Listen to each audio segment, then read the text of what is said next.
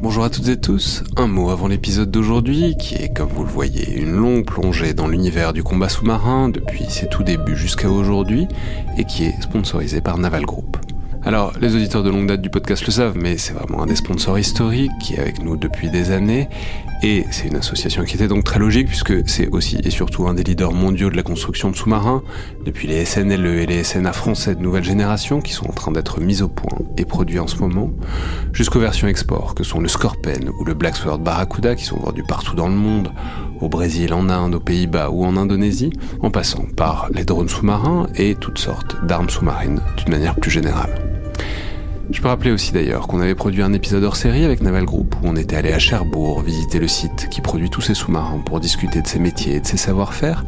Un épisode qui est, je crois, très complémentaire de la discussion d'aujourd'hui et dont je mettrai le lien dans la description de l'épisode.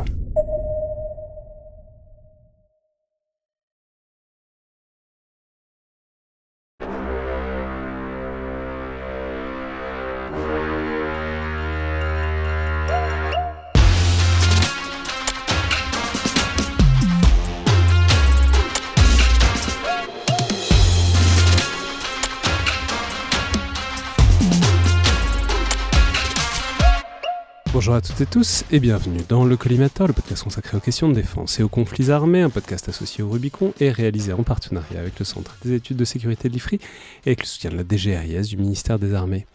Je suis Alexandre Jublin et aujourd'hui pour parler des sous-marins, de leur milieu et de leur logique d'emploi, j'ai le plaisir de recevoir le capitaine de corvette Tanguy Pelletier-Doisy, auteur de Invisible et silencieux, une histoire de la guerre sous-marine parue il y a quelques semaines aux éditions Pierre de Taillac. Donc bonjour commandant, bienvenue dans Le Collimateur. Bonjour monsieur.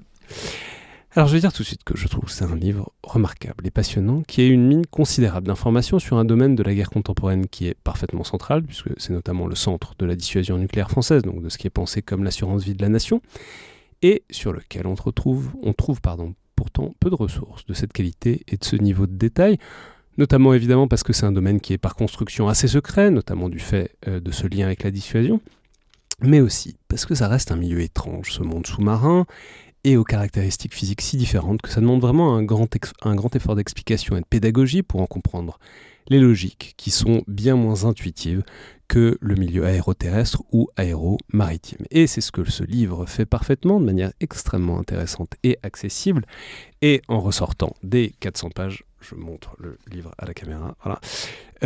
Et en ressortant donc de ces 400 pages, on a quand même une idée nettement plus précise de ce qu'est cette guerre sous-marine dont on parle bien peu, notamment à ce micro, mais je le répète, c'est parce que c'est rare de trouver une ressource de cette qualité. Alors pour commencer, j'aurais peut-être aimé commencer par parler des phases de développement technologique du sous-marin. Alors j'ai pas forcément envie qu'on s'attarde trop sur les précurseurs, parce que quand on fait ça, on remonte facilement jusqu'à Léonard de Vinci, c'est pas forcément le propos de l'émission, en passant par la guerre d'indépendance américaine, enfin bon, des trucs, des sous-marins qui marchent pas, donc, mais l'idée est bonne, mais ça marche pas, donc autant passer dessus. Et disons, si on s'arrête au début du XXe siècle et à la veille de la Première Guerre mondiale, qui sera la première guerre qui verra un vrai emploi de l'arme sous-marine, il faut dire, et c'est ça le point de départ, qu'on a davantage affaire à l'époque à des submersibles qu'à des sous-marins, c'est-à-dire à des bâtiments qui fondamentalement sont faits pour naviguer en surface parce qu'ils naviguent en surface, et très temporairement, ils peuvent disparaître sous l'eau en cas de besoin, quoi. Exactement, et cette logique-là, elle va durer longtemps, au moins jusqu'à la Seconde Guerre mondiale. Les premiers sous-marins qui apparaissent, le premier qui est vraiment viable, qui réunit toute une somme de techniques qui le rendent viable, qui lui permettent justement cette plongée un peu longue et puis qui a un emploi militaire, c'est sans doute le narval de Lobœuf, 1899. Voilà, on est à la veille du XXe siècle et puis très vite après arrive la Deuxième Guerre mondiale. Quand on regarde un peu les deux marines que je connais le mieux, c'est-à-dire la française et l'allemande, à ce moment-là, on va avoir deux approches complètement différentes. La France, elle pense très vite que le sous-marin va être le game changer du moment, qu'il est capable de s'imposer dans la bataille navale et elle va rêver de sous-marins d'escadre. Alors ça, c'est une utopie qui va rester longtemps et qu'on atteindra réellement, je pense, qu'avec l'avènement de la propulsion nucléaire. Donc sous-marins d'escadre, c'est-à-dire des sous-marins qui sont vraiment des pièces essentielles exactement. Et centrales d'un dispositif qui sont d'escadre. Capables de prendre leur rang dans la ligne à l'époque, puisqu'on imagine des batailles de l'équivalent d'un destroyer. Exactement, et ça on va le voir, cette utopie un peu française, on va la voir tout au long de la première moitié du XXe siècle. On se rappelle notamment du sous-marin Surcouf, qui est une espèce d'ovni technologiquement incroyable, mais qui ne sert à rien parce qu'en fait, qui a donc un gros sous-marin avec des gros canons et puis un hydravion qui apparaît juste avant la Deuxième Guerre mondiale et qui ne servira à rien. Mais donc, on arrive à la Première Guerre mondiale avec une flotte française qui est une flotte d'échantillons en fait. On a laissé la main aux ingénieurs sur cet objectif de sous-marin d'escadre, donc avec des capacités, des caractéristiques militaires qui ne sont pas atteignables à ce moment-là, et en créant des concours, et en créant des espèces de petites séries de sous-marins sur ces concours-là. Et donc une sorte de flotte, on appelle ça la flotte d'échantillons. Donc en fait, elle est individuellement, les sous-marins ne sont pas mauvais, mais il n'y a aucune pensée, il n'y a aucune doctrine d'emploi. Contrairement aux Allemands qui vont avoir une approche complètement différente et prête antagoniste, ils vont pas construire beaucoup de submersibles, ils vont en construire quelques-uns, ils vont voir ce qu'on peut faire avec et ils vont adapter la doctrine et en faire une série. Mais pour rester sur le principe vraiment technique, il y a le truc qu'il faut rappeler, c'est que ça ne peut pas se passer de l'air à l'époque, ou alors très très temporairement. Exactement. Pour un principe très simple, c'est que c'est des moteurs diesel, et un moteur diesel, si ça n'a pas d'air, ça ne peut pas faire de combustion. Exactement. L'idée de base, elle est simple, hein, c'est cacher une arme sous l'eau. Voilà, l'idée de base, c'est ça, cacher une arme très destructrice sous l'eau. Et c'est celle qui va nous amener jusqu'à la dissuasion nucléaire, mais à l'époque, c'est une arme tactique. Et toute l'évolution technologique de la construction des sous-marins va chercher à se sevrer de la surface. La surface, au début, elle est essentielle pour 4 fonctions. Il y a d'abord survivre, faire survivre un équipage. On est tous d'accord qu'il faut qu'on respire. Il nous faut de l'air, il nous faut de l'oxygène, et il faut qu'on soit capable de générer de l'oxygène et de supprimer le dioxyde de carbone que l'on relâche dans l'atmosphère d'un sous-marin. Et ça, les recycleurs d'air, à l'époque, c'est pas exactement... Non, donc ça passe forcément par des longues périodes en surface. Deuxième élément pour lequel on a besoin de la surface, c'est simplement naviguer, se diriger. En fait, on n'a aucun moyen de savoir où on est sous l'eau, à part des calculs de dérive qui vont vite diverger, parce qu'il y a des courants, parce qu'il y a plein de choses. Et donc régulièrement, il faut remonter en surface pour naviguer, pour se recaler. Troisième fonction importante qui est liée à la surface, c'est simplement la propulsion, parce qu'en fait, assez vite, on va inventer une double propulsion, une propulsion sous-marine basée sur une propulsion électrique avec la capacité d'avoir des batteries chargées et puis un moteur électrique. Ça fonctionne sous l'eau, mais pour faire cette recharge de batterie, donc c'est les premières bateaux électriques, en fait, on se rend compte que ça remonte à loin. Mais pour faire ça, il faut recharger, et en fait, on passe bien plus de temps en surface à recharger avec des machines thermiques. En France, plutôt vapeur parce qu'on maîtrise mal le diesel, et l'Allemagne très vite le diesel, qui apporte quand même plus de choses, notamment une plus grande autonomie, un plus grand rayon d'action en surface. Mais donc pour faire ça, il faut aspirer de l'air, il faut rejeter des gaz d'échappement, et ça, faut le faire en surface. En tout cas, faut être capable de passer des tubes au-dessus de la surface. Donc c'est ce qu'on va chercher à l'immersion périscopique. Et puis la dernière fonction qui est notamment au début indissociable de la surface, c'est le combat en fait. Parce que effectivement, le sous-marin disparaît sous l'eau. Le sous-marin global, le submersible, appelons-le encore comme ça, navigue en surface. Il a notamment, en fait, quand on regarde bien, il n'a pas une coque de sous-marin, il a une coque de bateau. Sur laquelle on a même mis un canon qui est là pour fendre la vague, et il plonge quand il voit l'ennemi pour s'en approcher, et après il a le choix, soit il remonte mais il va passer des périscopes pour s'approcher, pour pouvoir se guider sur le sous-marin et pour pouvoir conduire son attaque. L'attaque, elle a 2 moyens essentiels dès le début, c'est la torpille, où il peut rester à l'immersion périscopique, mais jamais en immersion profonde, parce qu'il est incapable de diriger son arme. Et deuxièmement, c'est le canon, donc il va émerger à proximité de l'ennemi pour le détruire. On va revenir sur tout ça parce que c'est tous les défis majeurs qui vont être résolus les uns après les autres. On peut dire qu'il y a une étape intermédiaire, c'est ce qu'on appelle le snorkel, qui est globalement à cette époque-là, autour de la Première Guerre mondiale, qui permet de plus faire surface, de plus avoir à faire surface directement, et de rejeter les gaz d'échappement, disons, à quelques mètres de profondeur. Ça ne veut pas dire qu'on est invisible, parce qu'évidemment ça peut se voir, et ce sera tout un poème, la question de qui aperçoit des périscopes, etc. Mais en tout cas, on trouve progressivement des solutions pour rester de plus en plus sous la surface, si c'est possible. Et toute l'évolution technologique va chercher à gagner du temps sous l'eau, puis à disparaître vraiment tout le long d'une mission. Le schnorchel apparaît plutôt dans la Deuxième Guerre mondiale. C'est-à-dire que le U-boat de type 7 qui commence la Deuxième Guerre mondiale n'a pas de schnorchel, ça apparaîtra après, ils vont commencer à en équiper certains sous-marins, et puis arrivera la première vraie rupture, le sous-marin de type 21, qu'ils vont appeler Electroboat, sur lequel le Reich va mettre beaucoup d'espoir, un peu comme dans toutes ces armes qui étaient censées renverser la bataille, qui lui a vraiment des capacités, mais tout est basé sur le Schnorchel quand même, hein. C'est-à-dire que le Schnorchel, cette capacité, dont je vais parler du Schnorchel rapidement, le Schnorchel permet de faire cette propulsion diesel sous l'eau.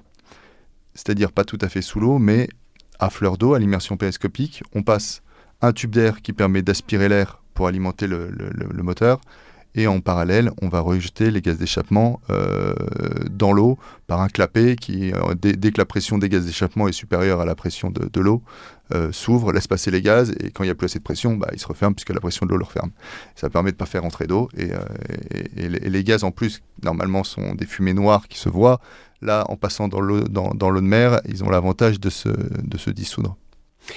Mais donc, ça, on voit bien que ça permet pas non plus. C'est-à-dire, si on est à proximité immédiate, ça se voit, malgré tout.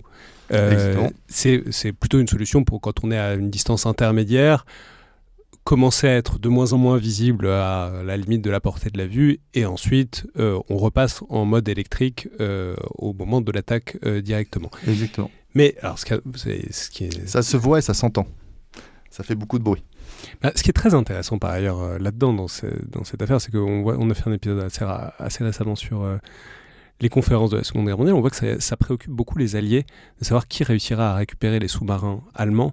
Ils en parlent beaucoup, Staline, Roosevelt et Churchill, parce que chacun veut parce qu'il y a une conscience des Alliés que les Allemands, là, ils ont trouvé un truc, et d'ailleurs ça va marcher, ils vont tous récupérer un certain nombre de types 21. Même la France. Ils sont bons camarades quand même, ils sont sympas. Ce qui va déclencher en quelque sorte toute la progression d'après la Seconde Guerre mondiale. En 1950, la Russie, l'URSS, aligne 350 sous-marins qui sont basés sur ce type 21 allemand, qui pour la première fois, et voilà, puisqu'il a été pensé autour de ce Schnorchel, capacité électrique de capacité de batterie bien plus importante, capacité à rester sous l'eau plus longtemps, à une vitesse plus élevée aussi. C'est important parce qu'avant ils étaient sous l'eau mais ils pouvaient tenir très peu de temps et avaient des vitesses très faibles. Là on peut tenir un peu avec un peu des vitesses, et surtout qu'il perd pour la première fois va perdre son étrave en V pour adopter une étrave plus ronde telle qu'on la voit aujourd'hui sur les sous-marins actuels, parce qu'on n'a plus besoin de fendre la vague. Oui, c'est une étrave hydrodynamique, mais plus pour la surface, plus pour sous l'eau. Ensuite, on fait rapidement les grandes étapes, mais évidemment l'étape supplémentaire, et peut-être la dernière importante, c'est l'ère de l'atome. Donc le moment où on arrive à des sous-marins à propulsion nucléaire. Donc le premier en 55, et ensuite assez rapidement imité par les soviétiques, et ensuite ça mettra le 55 évidemment par les Américains, ensuite par les soviétiques, et ensuite ça se diffusera à un certain nombre de marines. Exactement. L'avantage de la propulsion nucléaire, c'est qu'en plus de faire disparaître le sous-marin longtemps, donc de le plonger dans l'opacité du milieu duquel il tire la plupart de ses avantages, je pense qu'on y reviendra, elle va lui offrir deux autres atouts qui sont une autonomie importante, il peut tenir longtemps, et il va pouvoir accéder à des vitesses élevées également. Ce que ne feront pas à des vitesses plus élevées que ce qu'on aura dans la filière dite classique, qui se développe encore aujourd'hui, avec des progressions technologiques intéressantes aussi, mais qui seront toujours inférieures en termes d'autonomie à celles d'un sous-marin nucléaire d'attaque ou lanceur d'engin. Mmh. Alors maintenant, donc là on a en quelque sorte les grandes étapes du perfectionnement technologique. Maintenant, j'aurais aimé parler un peu des grands défis, des grands problèmes, de ce que c'est d'être dans un sous-marin. Peut-être l'un des premiers auxquels vous avez fait déjà référence, mais c'est intéressant, c'est comment on navigue dans un sous-marin. C'est-à-dire, il y a un grand problème qui est qu'on ne voit rien dans un sous-marin. Je vais citer tout de suite une citation de l'amiral Castex qui dit que le sous-marin est à moitié cul-de-jatte et à moitié myope. Pour l'instant, on va s'attarder sur la partie myope. Mais le fait est qu'on ne voit pas grand-chose. Alors, tant qu'on postule qu'on va remonter régulièrement pour faire le point, avoir des amers dans une navigation qui est encore très largement à l'estime, ça va. à partir du moment où on décide de passer un peu du temps en profondeur, comment on fait pour se repérer, pour naviguer sur un sous-marin ? En fait, on a inventé des centrales inertiales qui vont avec un peu le développement aussi du nucléaire, c'est-à-dire pour faire simple, vous avez des capteurs ultrasensibles qui sont capables de mesurer les accélérations dans les 3 dimensions. Et l'accélération étant la dérivée de deuxième de la seconde de la position, il suffit d'intégrer 2 fois avec une position de référence pour entretenir une position comme ça. Et après, on a d'autres...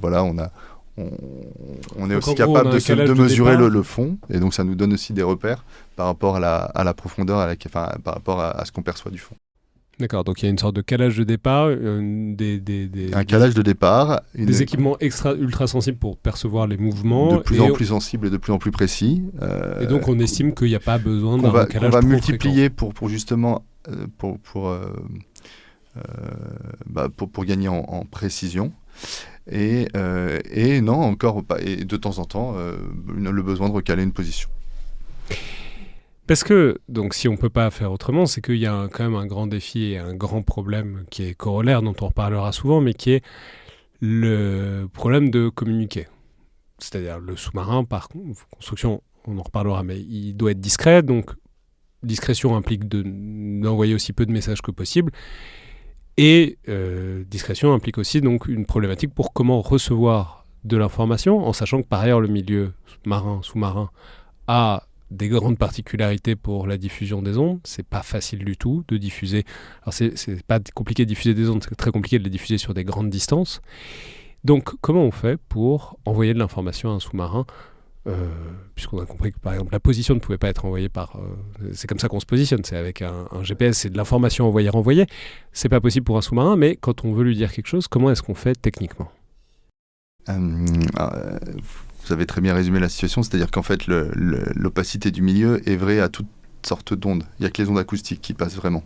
L'onde lumineuse ne passe pas, c'est ce qui protège le sous-marin, et l'onde électromagnétique ne passe pas, c'est ce qui le garantit, c'est ce qui le protège vis-à-vis des émissions radar, mais d'un autre côté, effectivement, il est incapable de communiquer. Et ça, c'est l'une des contraintes majeures du sous-marin, encore aujourd'hui, notamment dans une guerre moderne où on multiplie. On a besoin de plus en plus d'échanger des informations avec une vitesse élevée de communication. Le sous-marin aura toujours un désavantage.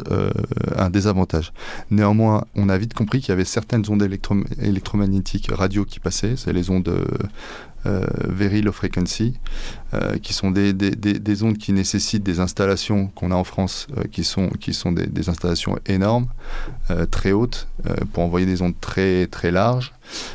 Et ces ondes... Donc c'est l'inverse de la VHF. C'est exactement l'inverse de la VHF, de la SHF. C'est l'inverse, c'est une onde très large qui pénètre de quelques mètres sous l'eau, donc qui permet de recevoir même sous l'eau, mais qui a comme désavantage majeur d'avoir un débit ridiculement bas. Donc on est obligé de limiter ces communications à l'essentiel. Et donc c'est des ondes qu'on envoie partout depuis ces très grandes installations en espérant que le sous-marin vienne la récupérer à un moment. Exactement. Et si on veut avoir plus, il faut encore passer des antennes au-dessus de la surface pour capter un satellite ou un GPS. Donc il y a une option qui est le sous-marin fait surface et qui sort une antenne. Non, il va plutôt rester à l'immersion périscopique et il va passer une antenne au-dessus de l'eau, un mât périscopique. Okay. Donc il reste relativement discret, mais moins discret que s'il n'en passe pas. Relativement discret si les personnes qui l'observent sont assez loin ou s'ils n'ont pas de satellite braqué sur cet endroit-là. Alors c'est vrai. Voilà, en général, on fait ça quand on est sûr qu'on est à peu près, qu'on s'est écarté de la menace. De là, pour continuer avec les caractéristiques du milieu qui sont extrêmement fortes, parce que là, on est en train de poser le cadre, parce que de là va dériver toute la tactique et même toute la stratégie du sous-marin, de ces particularités du milieu. Il y a une autre particularité qui est absolument centrale et qui détermine tout, en fait, c'est la question de la détection. C'est-à-dire, le sous-marin... a pour boulot de ne pas être repéré si c'est possible et de repérer quand même les choses puisque il peut pas communiquer avec la surface, il peut pas voir, donc il faut bien qu'il trouve sa proie quelque chose qu'il cherche. Et donc pour ça, il a quand même un problème central, c'est que par rapport à tous les autres types d'unités, de milieux, de bâtiments, etc., où tout le monde fonctionne globalement avec le même principe, c'est-à-dire le radar et ses dérivés, c'est-à-dire on envoie une onde, elle revient, le sous-marin, s'il veut rester discret, ne peut pas faire ça. Donc ni radar, ni sonar, ni rien du tout. Donc il est cantonné à de la détection passive, c'est-à-dire à juste interpréter les ondes qui lui arrivent, et comme vous l'avez dit, les ondes qui lui arrivent, il n'y en a qu'une qui passe vraiment, c'est l'acoustique, quoi. Sous l'eau, tout à fait. Les antennes, ce qu'on appelle les antennes passives, la détection passive, elles sont essentiellement de deux types sur nos sous-marins. Ce qu'on appelle la détection du bruit bande large. Là, n'importe quel bateau qui passe fait du bruit parce qu'il a une hélice qui tourne, parce qu'il fend la vague, parce qu'il a des diesels alternateurs pour générer l'électricité qui fonctionnent. Et ce bruit-là, et donc la détection en bande large, c'est l'image d'une oreille, sauf qu'on va multiplier les oreilles pour avoir une meilleure idée de la direction et avoir une plus grande sensibilité. C'est la première grande famille. La deuxième grande famille des sonars passifs, qui va être inventée à partir des années 70 par les Américains, c'est la recherche d'indiscrétion fréquentielle. C'est-à-dire que à chaque fois qu'il y a quelque chose qui tourne dans l'eau, les imperfections de la machine font qu'on génère du bruit à une certaine fréquence, et c'est ces fréquences-là qu'on va aller chercher. C'est-à-dire, qu'est-ce qui génère une certaine fréquence ? N'importe quelle machine tournante, une hélice, une pompe, une machine, n'importe quoi qui tourne dans l'eau va générer alors en fonction évidemment de la conception de la machine, va générer une certaine indiscrétion à une certaine fréquence, à la fréquence de rotation de la Et qui n'est pas qu'un bruit, qui est autre chose. Qui a un bruit mais réparti à une seule fréquence. Et donc nos oreilles sont entraînées à recueillir un large spectre. Là, il faut aller chercher, il faut avoir des capteurs spécialement construits pour aller chercher dans des tout petits morceaux de fréquences et maximiser. Et des tout petits morceaux de fréquences qui sont caractéristiques de moteurs, de pompes, de trucs comme Exactement. Et de faire sortir du bruit par rapport au niveau moyen du bruit qu'il y a dans l'océan à cette fréquence-là. C'est-à-dire, c'est un truc que si à l'oreille on n'entendrait pas si on est sous l'eau. Il y a plein de bruit sous l'eau. Oui. On parle toujours que c'est le monde du silence. Non, c'est un monde qui a plein de bruit. Mais on entendrait le bruit d'un moteur s'il passait à côté. Mais s'il n'y a pas le bruit du moteur, si le moteur est très très loin, il peut quand même y avoir cette indiscrétion à une certaine fréquence qui arrive. Exactement, parce que globalement, à cette fréquence-là, ça sort du bruit général. Là où, dans l'ensemble, ça se noierait dedans. C'est pour faire assez simple. Et notamment, on va pouvoir entendre n'importe quelle station de pompage, plateforme pétrolière qui génère du bruit à certaines fréquences. Voilà. Ça nous permet évidemment de détecter, mais tout ça ne donne qu'une seule information, c'est une direction, ce qu'on appelle un azimut. Et avec un azimut, vous pouvez pas vous repérer et vous pouvez pas vous approcher, vous pouvez pas élaborer une situation tactique. C'est-à-dire, ce qu'on veut avoir, c'est une position, une distance et à peu près un cap et une vitesse. Voilà, ça c'est la distance, la cap, la vitesse, ça vous donne une position et la position future. Ça, c'est ce qu'un radar ou un sonar capte très bien. Très vite. C'est-à-dire, il suffit qu'il passe 2 fois, il a il a l'azimut, la distance, il a le décalage entre 2 positions, Exactement. Donc il déduit le cap et la vitesse. Et donc là, le sous-marin va devoir travailler, c'est ce qu'on appelle l'élaboration, pour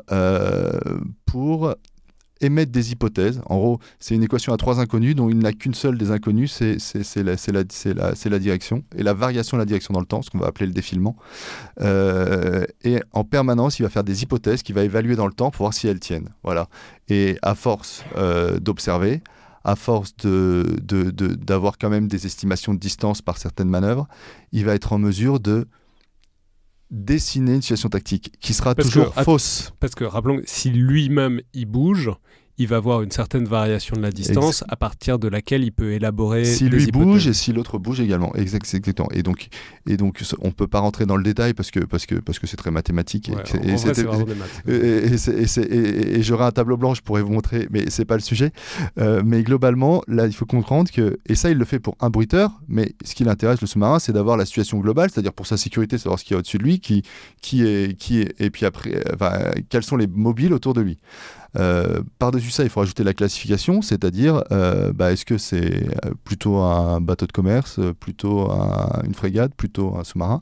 Et ça, c'est le travail de cette spécialité qui est souvent mise en avant dans les films et qui sont les oreilles d'or. Souvent mise en avant dans les films, mis en avant dans un film, certes marquant parce que c'est... Non, parce que par exemple dans La poursuite d'Octobre Rouge, le chant du loup, bien sûr. D'Antonin Baudry, où il y a tout un truc fait autour de l'ouïe extrêmement fine. D'ailleurs, vous expliquez très bien dans le livre, c'est pas des gens qui ont une ouïe particulièrement fine, c'est juste qu'ils sont très habitués à repérer. Oui, ils sont très entraînés et ils ont une finesse à force d'expérience et puis ils savent manier des bases de données que seuls eux ont appris à manier. C'est de l'expérience, vraiment. Mais donc dans ce film-là, on en fait beaucoup sur les oreilles d'or. La plupart des autres films sous-marins, oui, Octobre Rouge, Give Me One Ping, please. Oui. Et puis au début, il y a une scène mythique où il est là et le jeune, il est en train le détecteur est en train d'entraîner son jeune et il lui dit tu vas trouver une baleine, bravo. Et c'est lui qui, je sais pas si c'est vraiment un oreille d'or ou un détecteur, en tout cas c'est un détecteur ancien qui assume un peu ce rôle-là, je trouve. Ouais. Mais c'est sinon la plupart des films de sous-marins sont globalement des films d'apocalypse nucléaire plus que d'oreilles d'or. Et qui va dire au Pacha, je suis sûr, c'est un sous-marin. Voilà, ils ont un peu ce rôle-là quand même. C'est eux qui disent là il y a quelque chose. Ouais. J'en profite pour faire une rapide tangente. Le chant du loup, vous avez bien aimé ? Moi j'ai beaucoup aimé. Alors pas tant sur le scénario. Qui est un peu apocalyptique et puis qui est plein de biais, à commencer par la scène de l'hélicoptère, que l'ambiance qui est retranscrite, et je sais que le réalisateur Antonin Baudry a vraiment fait cet effort de chercher une authenticité. Et c'est vrai que dans l'ambiance de travail, dans l'enchaînement, dans le rythme, dans les procédures, dans la façon de travailler en équipe, il y a vraiment quelque chose qui se rapproche de ce qu'on fait nous. Mais la scène de l'hélicoptère, on en reparlera. Ça exemplifie très bien un truc dont vous parlez, dont on reparlera, qui est le fait que le sous-marin est à la merci de la troisième dimension. Exactement. Et que jusqu'à présent, il n'a pas trouvé de solution viable. Une de ses faiblesses principales. Enfin, peut-être, c'est toute dernière particularité, je ne sais pas si c'est du milieu ou du sous-marin, mais si on le considère comme une machine de guerre, ce que c'est fonctionnellement, ce que c'est nativement, c'est-à-dire que où par exemple on pourrait dire que la conquête spatiale a été habillée par la volonté de repousser la frontière, une recherche scientifique, à la base de la quête des sous-marins, c'est cacher une arme sous l'eau. Et on fait d'ailleurs assez peu de sous-marins pour d'autres usages que ça à l'heure actuelle encore. Bon, à part le Titan, mais ça lui a pas trop réussi. Ça, c'était celui qui allait sur le Titanic. Exactement. Il me semble que c'est Titan. On commence à avoir d'autres usages, mais effectivement, c'est essentiellement militaire. Et le développement est essentiellement porté par les armées. Mais du coup, dans ce contexte militaire, se pose la question des armes, justement. De quoi se sert le sous-marin pour avoir un effet sur un adversaire, ce qui est en fait une très grosse problématique, assez énorme. Aujourd'hui, ça nous paraît intuitif avec la torpille ou le missile. Fondamentalement, c'est quand même un long processus qui a mené jusque-là. Alors, encore une fois, on va passer sur les prémices, les types qui pensaient, qui s'en servaient pour poser des mines, etc. Enfin, des sortes de mines, des engins explosifs sur la coque des navires. Bon, fondamentalement, par ailleurs, c'est intéressant parce que la torpille a une histoire parallèle. C'est-à-dire, la torpille à la base n'est pas faite pour les sous-marins. La torpille à la base, c'est un truc. La torpille a trouvé son torpilleur avec le sous-marin, mais effectivement, la torpille existait avant le sous-marin, comme une espèce d'arme égalisatrice qui était pensée avec beaucoup de beaucoup de fantasmes aussi, dans une logique du faible au fort. Avec cette idée qu'une torpille peut couler un navire extrêmement gros, beaucoup plus efficacement que des coups de canon. C'est tout, on ne va pas en arriver sur tout le débat de la jeune école, qui est une école intellectuelle du début du XXe siècle, de françaises, de gens qui pensaient qu'on pouvait mettre des torpilleurs un peu partout et comme ça égaliser complètement. Mais néanmoins, le fait est que la torpille avait ce défaut principal que c'est lent, c'est pas précis il faut s'approcher. Et il faut s'approcher. Et du coup, ça marchait pas avec les torpilleurs parce qu'ils se faisaient éclater bien avant d'approcher à distance efficace. En revanche, avec le sous-marin, on a trouvé une solution pour approcher de manière relativement suffisante pour pouvoir lâcher une torpille et pour que ça marche. Exactement, je pense que vous avez bien résumé le sujet, c'est-à-dire que la torpille a un pouvoir, on dit que l'arme sous-marine est létale, c'est un peu aberrant parce que toute arme est létale, mais elle a cette capacité à détruire bien plus gros que voilà. Une arme a un effet de destruction, j'ajouterais même de sidération, qui est énorme. Et récemment, on a retiré, je ne sais pas si vous avez suivi ça, mais j'imagine que oui, il y a un SNA français qui a retiré une arme sur une vieille coque française. Tout à fait. Et ce qui a permis, on voit bien que, en fait, c'est la torpille F-21, donc la dernière torpille, et on voit que ça casse en deux. Ça casse en deux. En fait, ça va créer, contrairement à ce qu'on pense, c'est pas l'explosion en elle-même, c'est pas la masse d'explosion. La masse d'explosion crée une bulle de gaz. En fait, elle repousse l'eau qui est remplacée par de l'air, et un bateau n'est pas fait pour ne pas être supporté par l'eau. Et donc, il se casse en deux parce qu'il n'est pas tenu au centre là où l'explosion s'est faite au centre. Ça crée une bulle d'air. La poutre navire n'est plus tenue par la mer, et donc il se casse en deux. Mais du coup, c'est ce qui fait aussi que ça peut avoir une relative imprécision en termes de profondeur, c'est-à-dire c'est pas obligé d'aller au contact à partir du moment où on va inventer des déclenchements magnétiques. En fait, passer suffisamment proche, la torpille se déclenche et fait cette bulle d'air qui éclate le bateau. Exactement.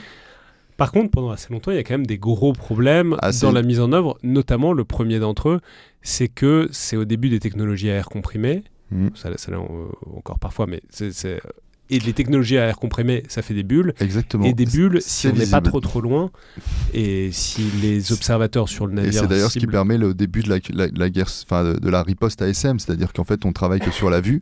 ASM, c'est donc anti-sous-marine. Anti-sous-marine. Oui, c'est un acronyme qu'on utilise beaucoup, anti-sous-marine, ASM. Mais oui, en fait, la première arme de parade, ça va être la vue pour détecter le sous-marin en lui-même en surface, son périscope, ou effectivement sa torpille qui fait des bulles pour être propulsée. C'est une arme qui... Et au début, vu qu'elle fait des bulles au départ, qu'elle est relativement lente et qu'elle ne peut pas être recalée, en fait, ça laisse le temps. Ouais, ça laisse le temps soit d'essayer de faire quelque chose contre elle, soit surtout d'essayer de dévier, de changer de câble, etc., pour sortir de sa route. Exactement. Mais c'est des armes qui sont très complexes en fait à mettre au point. Et on va le voir dans toute l'histoire de la torpille.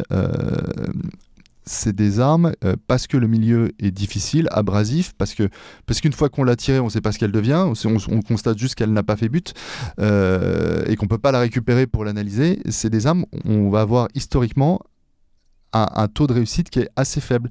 C'est vrai pour les sous-marins allemands de la Deuxième Guerre mondiale, c'est vrai pour les sous-marins américains dans le Pacifique, jusqu'au point où il y a quelques sous-mariniers qui décident d'aller tirer leur torpille contre une falaise avec un filet pour montrer qu'elles ne sont pas passées là où elles devaient, qu'elles ont une surimmersion qui n'est pas normale, pour pouvoir aller voir les ingénieurs du bureau de j'imagine l'équivalent de la DGA américaine, et leur dire voilà, regardez, elles ont un problème, parce que jusqu'à présent il était facile de dire non, c'est vous qui ne savez pas les utiliser, et c'est vrai que c'était difficile à lever, et ça va loin, parce que même y a une des dernières attaques de sous-marins, c'est pendant les Malouines, un sous-marin britannique, un SNA britannique qui va couler le Belgrano.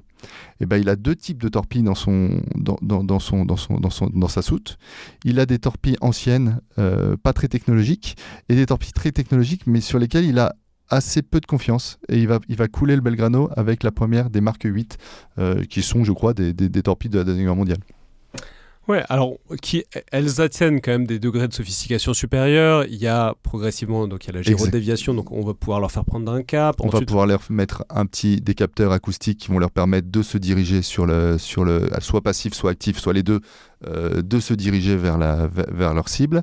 Les Allemands commencent déjà dès la Deuxième Guerre mondiale avec des succès qui sont pas clairs, qui sont pas évidents. On va leur permettre aussi alors les Russes vont se spécialiser dans certaines torpilles, notamment des torpilles à suivi de sillage. Elles vont détecter le sillage, remonter le sillage et détruire la cible. Et puis on va créer en fait deux familles de torpilles. La famille dite des torpilles lourdes, qui elles ont vraiment cet effet d'aller créer suffisamment d'explosifs pour casser les poutres des navires de surface. Et on va se rendre compte que pour chasser un sous-marin, on n'a pas besoin de faire un grand trou dans le sous-marin, mais juste un petit trou suffit. Et donc on va avoir des torpilles bien plus légères. Depuis la surface. Ouais. Et aéroportables. Aérotransportable. Oui, avec un angle mort, on en reparlera j'imagine, mais on l'a déjà évoqué, c'est tout ce qui est le combat anti-aérien, puisqu'on n'a toujours pas trouvé de solution pour les sous-marins, pour qu'ils puissent taper quelque chose dans les airs. Enfin, c'est extrêmement compliqué. Il y a une époque, Deuxième Guerre mondiale, où quand c'était encore des submersibles, ils pouvaient avoir des canons sur le pont et donc ils pouvaient éclater, essayer, mais ils ont vite compris que ça ne marchera pas. Ça n'a pas marché souvent, mais ils pouvaient essayer. Fondamentalement, aujourd'hui, et c'est la scène fameuse du Chant du Loup du tout début, qui a été très décriée. En même temps, à ce micro, Antonin Baudry a dit que c'était un capitaine de SNA qui lui avait dit ça. Tout à fait. Qui lui avait dit... Parce qu'en fait, c'est quelque chose qu'on... Parce que comme on n'a rien... De toute façon, on est baisé. Donc, il n'y a aucune solution face à une menace aérienne, donc autant tenter quelque chose. Oui, tout à fait. C'est pas... je trouve que l'approche d'Antonin Baudry est bonne, parce qu'en fait, elle montre qu'effectivement, on n'a pas d'autre solution que ce genre de solutions qui paraissent ridicules, mais en fait, il n'y en a pas d'autres aujourd'hui. Et donc, c'est des choses qui pourraient traverser l'esprit d'un officier de marine, évidemment. Avec une faible chance avec une faible chance de probabilité de réussite. Voilà. Mais donc, il n'y a aucune solution à l'heure actuelle. Pour autant, les sous-marins sont capables de lancer des missiles, notamment contre la Terre, on en reparlera j'imagine, mais des missiles anti-aériens, on n'a pas de bonne solution, en tout cas éprouvée aujourd'hui. Exactement. Alors ça vient aussi je pense, de la doctrine qui dit que si un sous-marin est détecté, globalement, il a perdu. C'est quelque chose qui a longtemps...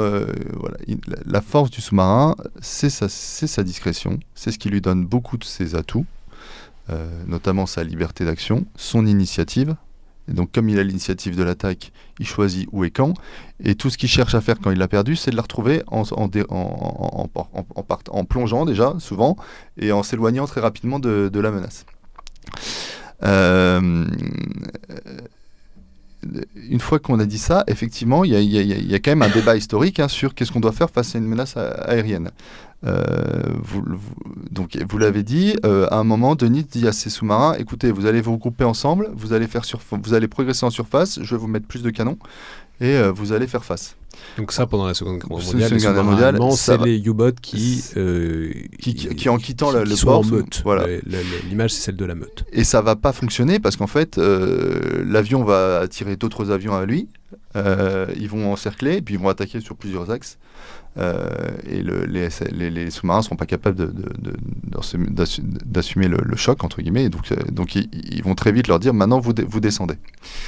Et finalement, ces choses-là évoluent assez peu, jusqu'à assez récemment, où on a quelques propositions de missiles tirés depuis un sous-marin qui pourraient aller détruire un gêneur, soit qu'il ait détecté le sous-marin, soit qu'il soit en phase de le détecter, soit qu'il soit en poursuite. Entendu que ce qui est intéressant, c'est qu'en fait, s'il n'y a que lui et que les autres effecteurs sont plus loin, ça peut ouvrir une porte de sortie pour le sous-marin pour qu'il puisse s'éloigner, à nouveau se diluer et pour se représenter dans son attaque par la suite. Oui, avec l'idée que quoi qu'il arrive, tirer un missile, ça va forcément être un peu visible, d'une manière ou d'une autre, ça va forcément donner un indice sur sa position. Donc c'est vraiment essayer de supprimer un pion et un pion unique pour avoir le temps de se redérober. Oui, ou de reprendre l'initiative qu'on a perdue, essentiellement, je pense. Mais l'océan étant immense, il peut y avoir quand même, si la piste est perdue, il y a moyen de s'échapper. Mais on va en reparler. Bon, là on a en quelque sorte les particularités à la fois du milieu, du sous-marin, en gros les équations auxquelles il doit faire face quand il s'agit d'agir. Maintenant, globalement, si on fait un bilan, mais on a déjà un peu commencé à le faire, des forces et des faiblesses du sous-marin. Globalement, la force absolue, c'est quand même la discrétion. C'est sa discrétion, c'est sa liberté d'action, c'est sa mobilité. Et du coup, son ubiquité, parce que... Et donc cette fameuse question de l'ubiquité qui est de, tant qu'il n'est pas détecté, il peut être partout. La contrepartie pour les forces adverses, c'est que pour assurer une certaine sûreté, elles doivent démultiplier les efforts. Et donc on va arriver dans la guerre sous-marine à cette notion d'asymétrie des efforts entre un pion très puissant dissimulé et pour avoir une sûreté, une multiplication des différents moyens de défense. Et on va bien le voir notamment dans la bataille de l'Atlantique, mais avec la multiplication des escorteurs, des porte-avions d'escorte, des groupes de hunter-killers qui sont là non pas pour protéger les convois, mais juste pour suivre les U-boats qui se seraient attaqués aux convois. L'aviation qui va commencer à équiper des radars et puis toute une somme de solutions techniques et de solutions doctrinales qui à la fin donneront la victoire en tout cas en Atlantique. Donc ça c'est la force principale et du coup la dernière, la corollaire, c'est que s'il n'est pas détecté, il attaque toujours globalement avec un élément de surprise et que s'il s'y prend bien, s'il est suffisamment rapide, s'il est suffisamment foudroyant, l'adversaire n'est pas préparé et ça peut lui fournir, puisque de toute façon il va devoir sortir de sa discrétion quand il attaque, ça peut lui fournir un temps suffisant pour ensuite se dérober, le fait que l'adversaire est surpris, doit défendre et ça peut lui permettre de s'échapper entre temps. En fait, tant qu'il a cette détection, il a plusieurs avantages. Il a l'initiative de l'attaque, c'est-à-dire c'est lui qui décide où et quand. Et évidemment, le chasseur qu'il est va choisir le moment le plus propice. Il va attaquer dans la mer formée, il va attaquer de nuit, il va attaquer à la relève de quart, il va attaquer quand il va avoir une faille dans le dispositif. Et donc ça lui donne vraiment un avantage. Il va attaquer avec beaucoup d'instantanéité, avec une vraie charge létale puisqu'on l'a vu. Et puis tant qu'il n'a pas attaqué, il y a cette ubiquité, il y a ce facteur surprise, et donc ça donne quand même un avantage psychologique qui est intéressant pour le sous-marin, qui va jouer à la fois sur les hommes, puisque les hommes vont sur les marins d'en face, qui vont jouer ils vont être l'épuisement, l'usure du rythme, le nombre de fausses alarmes à traiter, parce qu'en fait la détection sous-marine c'est énormément de fausses alarmes. Alors quand on a le temps de faire le tri c'est bien, mais quand on est sous une menace avérée, c'est compliqué. C'est ce que vont vivre les Anglais notamment en descendant vers les Malouines pendant la guerre des Malouines. Où n'importe quelle baleine va être un peu considérée comme une menace avec la nécessité de décider vite si c'est une baleine ou potentiellement un sous-marin argentin. Parce que pour ceux qui n'auraient pas vu déjà des baleines dans l'océan, c'est en fait potentiellement assez fugace, assez rapide et c'est noir. Et ça a à peu près une taille qui est compatible avec la taille d'un sous-marin. Voilà. Ouais. Mais même avant ça, vous relatez qu'il y a aussi des problèmes de psychose absolument généralisés sur les snorkels, enfin sur les périscopes. En fait, les gens voient quand les gens font un convoi de l'Atlantique et se pensent chassés potentiellement par des U-boats, ils passent leur temps à voir des périscopes même quand il n'y en a pas. C'est ce qu'on appelle le syndrome du snorkeling et effectivement ça va user les marins, et puis ça va obliger à mobiliser un nombre de ressources pour couvrir l'ensemble des possibilités qui est énorme, d'où cette dissymétrie entre l'attaquant et le défenseur. Parce que, je le répète, mais c'est très difficile dans une mer formée de repérer. Alors, il y a un effet grossissant énorme. Ouais, mais et puis repérer un détail qui ne soit pas une vague, qui ne soit pas, etc., c'est faisable, mais en général ça disparaît tout de suite, donc il faut faire absolument confiance à la personne qui l'a vu, qui peuvent être de compétences et de coups d'œil vastement différents, voire de myopie vastement inégale, pour savoir si ça l'était, si ça l'était pas, si ça l'a raté. C'est un vrai test de groupe de donner l'alerte, une alerte visuelle sur des trucs aussi fugaces. C'est tout à fait vrai, et c'est aussi vrai ce qui se passe sur la détection acoustique en dessous, c'est exactement les mêmes principes, c'est ok, j'ai pris une baleine, ou alors j'ai pris acoustiquement, hein, c'est-à-dire l'onde sonore focus sur une baleine, est-ce que c'est une baleine, est-ce que c'est un sous-marin? Difficile. Elle se prend dans le moindre rocher sur le sol, est-ce que c'est un sous-marin, est-ce que c'est pas un sous-marin? Difficile, et donc en fait, effectivement, cette incertitude et ce taux de fausse alarme, il est énorme. Ce qui a des conséquences dramatiques, puisque je vous relatais les propos de je ne sais quel amiral, je pense anglais, ou commandant anglais, qui dit qu'il est sans doute, il est sans doute un serial killer significatif de baleines, parce qu'à chaque fois qu'il prenait un truc dans le doute, il mettait une grenade sous-marine. Et donc il y en a un certain nombre de cétacés qui ont dû manger, quoi. Oui, exactement. Malgré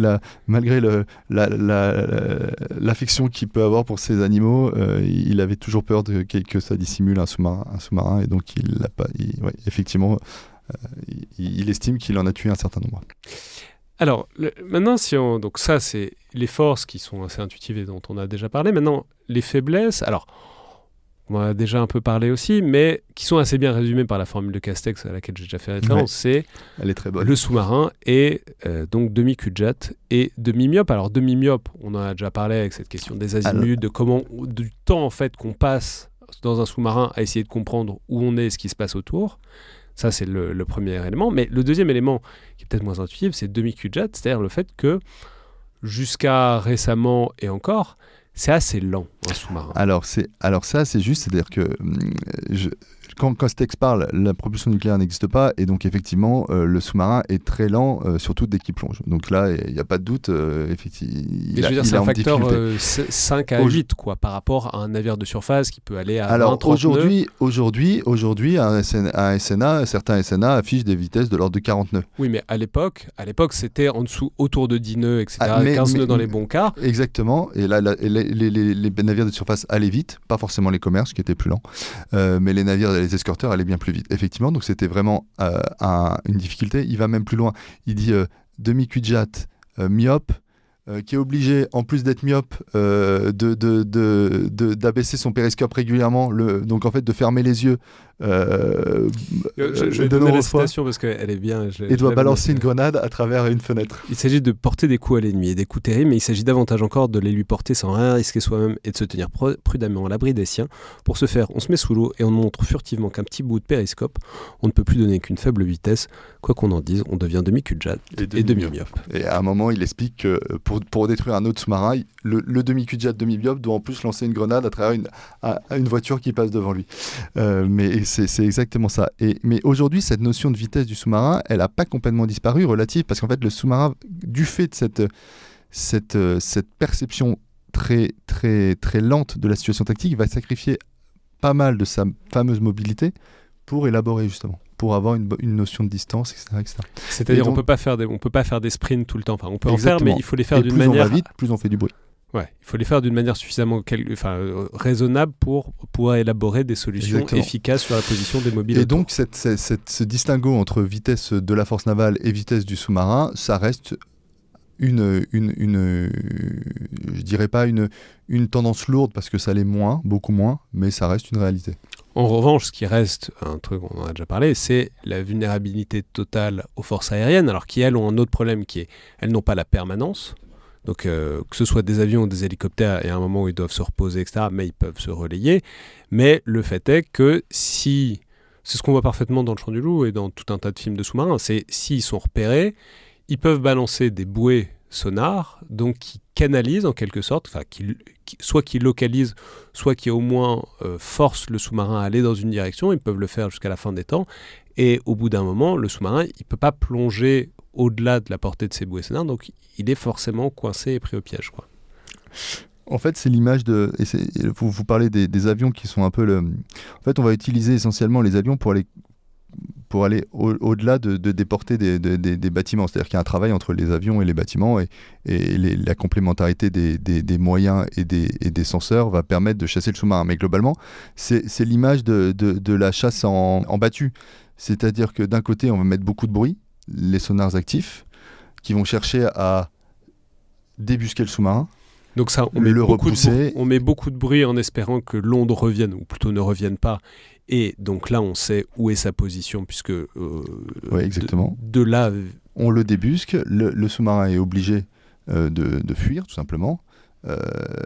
Et à un moment, on arrive en portée de tir, et on peut ou alors, il y a deux stratégies. Soit on va à l'élimination du sous-marin, mais quand on part de l'immensité de l'océan, c'est pas facile de trouver le sous-marin malgré tout. Il a toujours l'initiative, il a toujours tout ça, malgré le fait que la force aéronavale va chercher à adapter, à le surprendre. Il a toujours donc il a toujours l'avantage. Même si on met beaucoup d'avions, il faut bien savoir où il est à la base, avoir des indices de présence, sinon on s'en sort pas.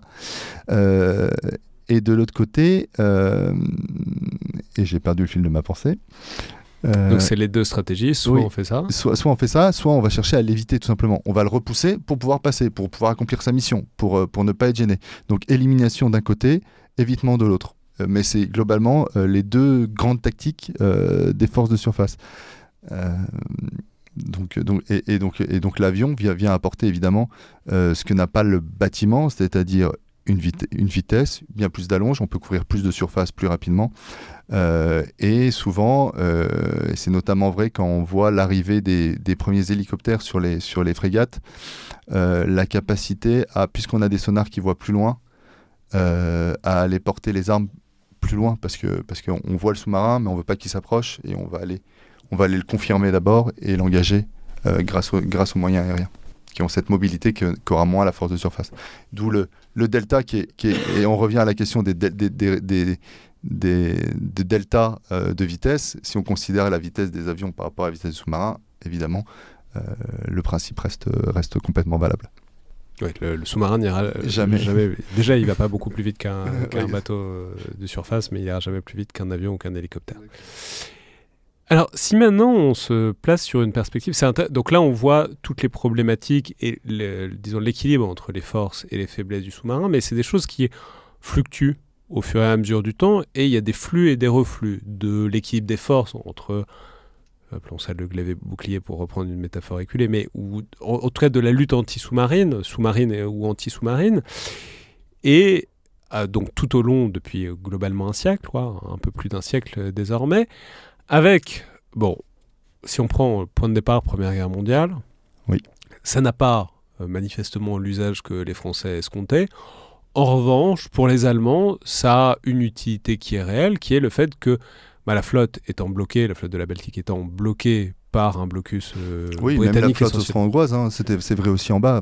Et donc effectivement, les Britanniques bloquent les Allemands en mer du Nord, les Français bloquent les Autrichiens dans l'Adriatique, et assez rapidement ils se rendent compte qu'ils ne vont pas pouvoir les bloquer de très près en tout cas.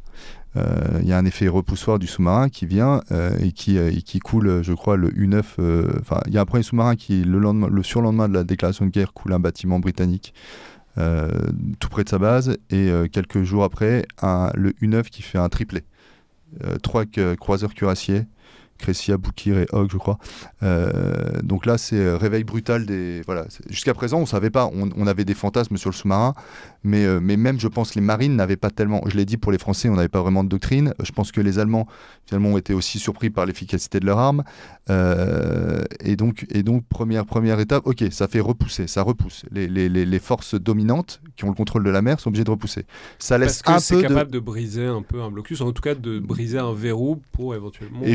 Et puis surtout les navires les navires qui assurent ce blocus, et c'est déjà le vrai au moment des sudistes et des nordistes, ils n'ont pas envie de couler quand même, donc ils reculent. Ça laisse un peu d'air. Cet air, il va quand même permettre à la flotte allemande de sortir et d'aller essayer de provoquer la flotte anglaise. C'est l'épisode du Jutland. Ce qu'on sait moins dans le Jutland, c'est que, donc on est en 1916, en juin 1916, il y avait quand même tout un volet de la bataille où les sous-marins étaient censés servir de piège. Ça n'a pas marché parce que c'est toujours très difficile. Enfin, à l'époque, ça restera effectivement une tendance lourde de la guerre sous-marine. Il est difficile de coordonner l'action sous-marine avec l'action de la surface. Et donc après, globalement, il y a une autre action le 19 août 1916 où les Allemands réessayent en vraiment axant le piège sous-marin. Ça fonctionne un peu, c'est-à-dire que les sous-marins sont placés, la flotte anglaise sort, mais les sous-marins sont des opportunistes, donc ils voient passer les premiers bateaux qu'ils voient, ils coulent 3 croiseurs légers, je crois. Et les Anglais se disent non, il y a un loup, on va pas continuer, donc ils se replient, et donc ça n'a pas vraiment marché. Et donc après, de toute façon ils sont coincés dans leur port, donc on va utiliser le sous-marin non plus comme repoussoir, mais comme casseur de blocus. Il peut passer à travers et porter la guerre au-delà, et il va s'attaquer aux lignes de communication dans une logique assez classique de la stratégie navale, qui est quand on peut pas gagner contre l'escadre, on va taper les lignes de communication. Avec un certain succès, c'est-à-dire qu'au début, on ne sait pas trop comment parer la menace. Et puis, comme je dis, on n'a pas beaucoup de moyens. Le seul moyen qu'on ait réellement, c'est 2 moyens que je vois, c'est la vue, d'une part. Donc on va multiplier les yeux. On va notamment, alors qu'on avait voulu une marine de haut bord avec des gros cuirassiers, on va mobiliser toute la poussière navale, ce qu'on appelait la friture navale. On va aller demander à n'importe quel pêcheur d'être armé, d'assurer des routes patrouillées, c'est-à-dire qu'ils patrouillent sur les routes pour vérifier, pour détecter un éventuel périscope, un éventuel sous-marin. Et puis on va commencer à créer les premiers convois également avec ces petits torpilleurs, ces petits contre-escorteurs, ces petits escorteurs. Et ça va être relativement efficace du fait de tout ce qu'on a dit avant sur en fait c'est visible, un périscope c'est visible, une torpille qui est tirée c'est visible, et qu'une fois que le sous-marin a tiré, on peut contre-attaquer. Il y a un deuxième, en fait il y a 3 objets. Il y a la mine qui va faire, les alliés vont miner tous les passages possibles, et donc effectivement il y a beaucoup de sous-marins allemands qui disparaissent sur la mine. Et puis le troisième, c'est un peu la ruse, comme le dioptre. Alors le dioptre, c'est ce qui sépare l'air de la mer, c'est vraiment la surface. Le dioptre, il apporte, on l'a vu, de grands avantages aux sous-marins, c'est-à-dire sa dissimulation, puisque la lumière ne pénètre plus au bout de quelques mètres. Mais il a aussi l'effet inverse, c'est-à-dire que la perception qu'a le sous-marin de la surface est très faussée également, et donc on va pouvoir jouer sur la ruse pour augmenter cette difficulté de percevoir et ce flou entre guillemets. Et donc on va commencer à avoir les Anglais vont se spécialiser dans les Q-ships, donc c'est des navires pièges. On met un navire de commerce. Et au début, les Allemands qui cherchent à respecter le droit maritime font surface, demandent aux équipages des navires de commerce d'évacuer le bateau pour pouvoir le détruire au canon en général. Et donc on va dissimuler des canons sur ces navires. Le sous-marin va faire surface et il va se faire couler par les canons. Donc après il va plus le faire. Et on va rentrer dans la guerre sous-marine à outrance où sans prévenir ils vont couler du commerce. Mais globalement, force est de constater qu'à la fin, à la Première Guerre mondiale, ils n'ont pas réussi à briser les lignes de communication. Globalement, toute cette friture navale, il y a quand même près de 8000 petits bateaux qui sont mobilisés, a réussi à contrer la menace. Donc le balancier, initialement plutôt en faveur du sous-marin, rebascule vers les forces de surface dans un sens. Voilà. Et à la fin de la Première Guerre mondiale apparaît l'ASDIC aussi. Alors l'ASDIC, c'est très intéressant parce que ça va être par ailleurs pendant l'entre-deux-guerres, et ça va d'ailleurs jouer des tours. Donc c'est une invention britannique. Exactement. De sorte de proto-sonar, quoi. Oui, c'est les premiers sonars, voilà. C'est-à-dire, on balance une onde sous l'eau et on écoute la réverbération qui revient, voilà. Et donc ça permet de savoir s'il y a un sous-marin, et ça fait que les Britanniques vont être extrêmement confiants en leur coup au début de la Seconde Guerre mondiale, plus cette expérience de la friture navale, etc., fait que ça marche. Et du coup, début de la Seconde Guerre mondiale, rebelote. Ouais, rebelote. Et force est de constater que les U-boats sont capables de faire des trucs que les Britanniques auraient espéré être en mesure de contrer, quoi. En fait, c'est assez étonnant ce qui se passe entre les 2 guerres mondiales, parce que y a comme un... Alors qu'on a l'expérience de la première, il y a comme un retour vers les anciens dogmes, l'orthodoxie navale, c'est-à-dire on veut du gros bateau, les porte-avions commencent à apparaître, mais on veut du navire de ligne, on veut du cuirassier. Et on se dit aussi, et effectivement, les Anglais sont très confiants dans leurs appareils. Les Allemands qui pourtant ont bénéficié de l'arme sous-marine n'y croient pas non plus. Ils vont développer un plan Z à partir du moment où, avec la montée du nazisme et le réarmement naval. Plan Z, c'est essentiellement autour de bâtiments raiders, des croiseurs qui sont censés, par leur vitesse, apporter le feu sur les lignes de communication des avions, mais les sous-marins sont les parents pauvres. Le seul qui y croit un petit peu, il y en a 2, j'en vois 2, c'est Castex, effectivement, qui lui va défendre la cause sous-marine en disant non, c'est une arme qui est tout à fait... Parce que les Anglais vont quand même chercher pendant les traités sur les armements navals de Washington là, de faire interdire l'arme. Et les Français vont défendre la version que eux, comme ils ont quand même toujours eu une position historique plutôt de celui qui n'a pas le contrôle de la mer face aux Britanniques, ils disent si, moi je pense que c'est une arme qui est légitime et qui a toute sa place dans la guerre navale. Donc ils vont défendre cette position. Et puis Dönitz, mais qui n'est pas écouté, qui développe toute sa théorie des meutes de sous-marins. Mais à l'entrée de la guerre, il a quelques sous-marins, mais pas de quoi renverser la table. Mais en fait, pareil, très vite, les sous-marins font parler d'eux à la Deuxième Guerre mondiale, puisque il coule un porte-avions, le HMS Courageous, pourtant escorté dans les premiers jours de la guerre, et puis il y a l'exploit du 47 qui va réussir à pénétrer la base de Scapa Flow et y couler un cuirassé. Et là, évidemment, la propagande nazie s'en empare, et puis Dönitz gagne en légitimité et va pouvoir commencer à imposer ses vues sur la bataille navale. Avec tout ce grand moment qui est donc la bataille de l'Atlantique, qui est un moment très complexe, parce que vous reprenez très bien les chiffres qui montrent bien que à l'échelle de la guerre, c'est rien. Oui, c'est rien du tout. C'est un peu. J'ai entendu une de vos émissions, justement, vous disiez, vous vouliez parler du fait que c'était un des grands mythes qui n'est pas tout à fait ajusté. Effectivement, quand on somme le nombre de bateaux qui ont passé, en gros, ils ont détruit 1 à 2% du commerce. C'est pas beaucoup. Mais ça n'empêche pas le fait qu'il y a eu un moment, en 1943, où, mais c'est ce qu'on disait déjà tout à l'heure sur l'ubiguïté et l'effet psychologique, c'est l'effet grossissant, tout à fait. C'est le fait que, il y a un moment où c'est compliqué de continuer à envoyer des convois quand on sait, notamment avec cette période où il y a ce qu'on appelle le trou noir de l'Atlantique, c'est-à-dire une zone qui ne peut pas être couverte par des avions, et donc les convois sont laissés à eux-mêmes. Cette idée que dans ce trou noir, on n'a pas grand-chose à proposer aux convois si jamais ils se font attaquer par une meute de U-boat. En fait, en mars 1943, les Alliés ont tout mis en place. Tout. Y compris les premiers Very Long Range.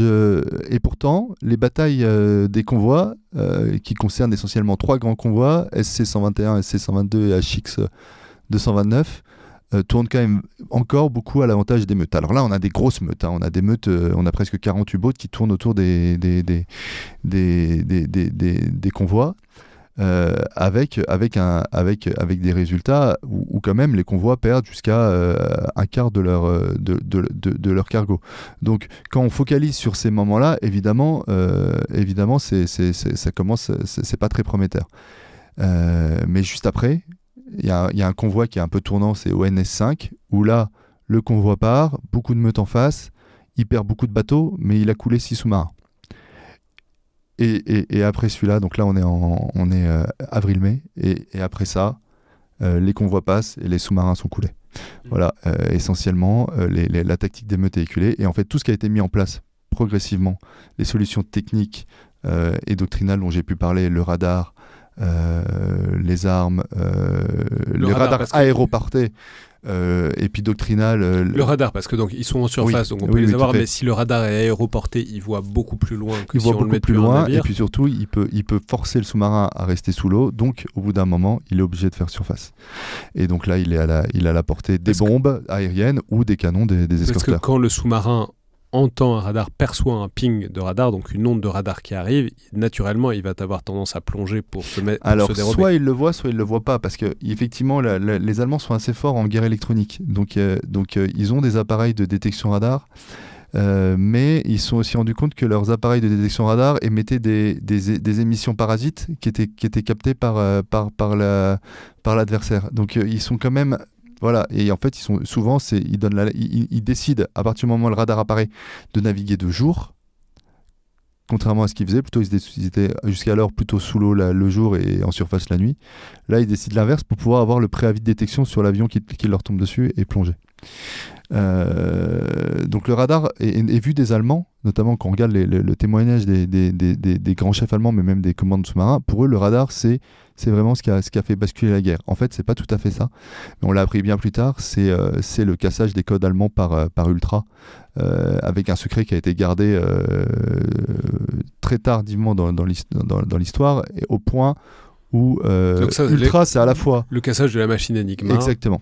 Ultra, c'est à la fois le cassage du code, mais c'est aussi tout le dispositif derrière pour protéger l'information qu'on a cassé le code. C'est-à-dire que à chaque grand commandant, Ultra va assigner un officier Ultra, dont le travail est de vérifier qu'il va donner l'information Ultra, mais il va s'assurer pour qu'elle soit exploitée, que le grand commandeur puisse justifier qu'il a eu l'information par ailleurs. Donc Ultra comme un outil de recoupement et pas d'information primaire, parce que si c'était le cas... En fait, les Allemands s'en rendraient compte. Les Allemands se rendraient compte que leurs codes sont cassés, donc il faut que l'information puisse être venue d'ailleurs. Exactement. Pour que les Allemands ne comprennent pas que Enigma est cassé. Et Dönitz, dans ses mémoires, va rester persuadé.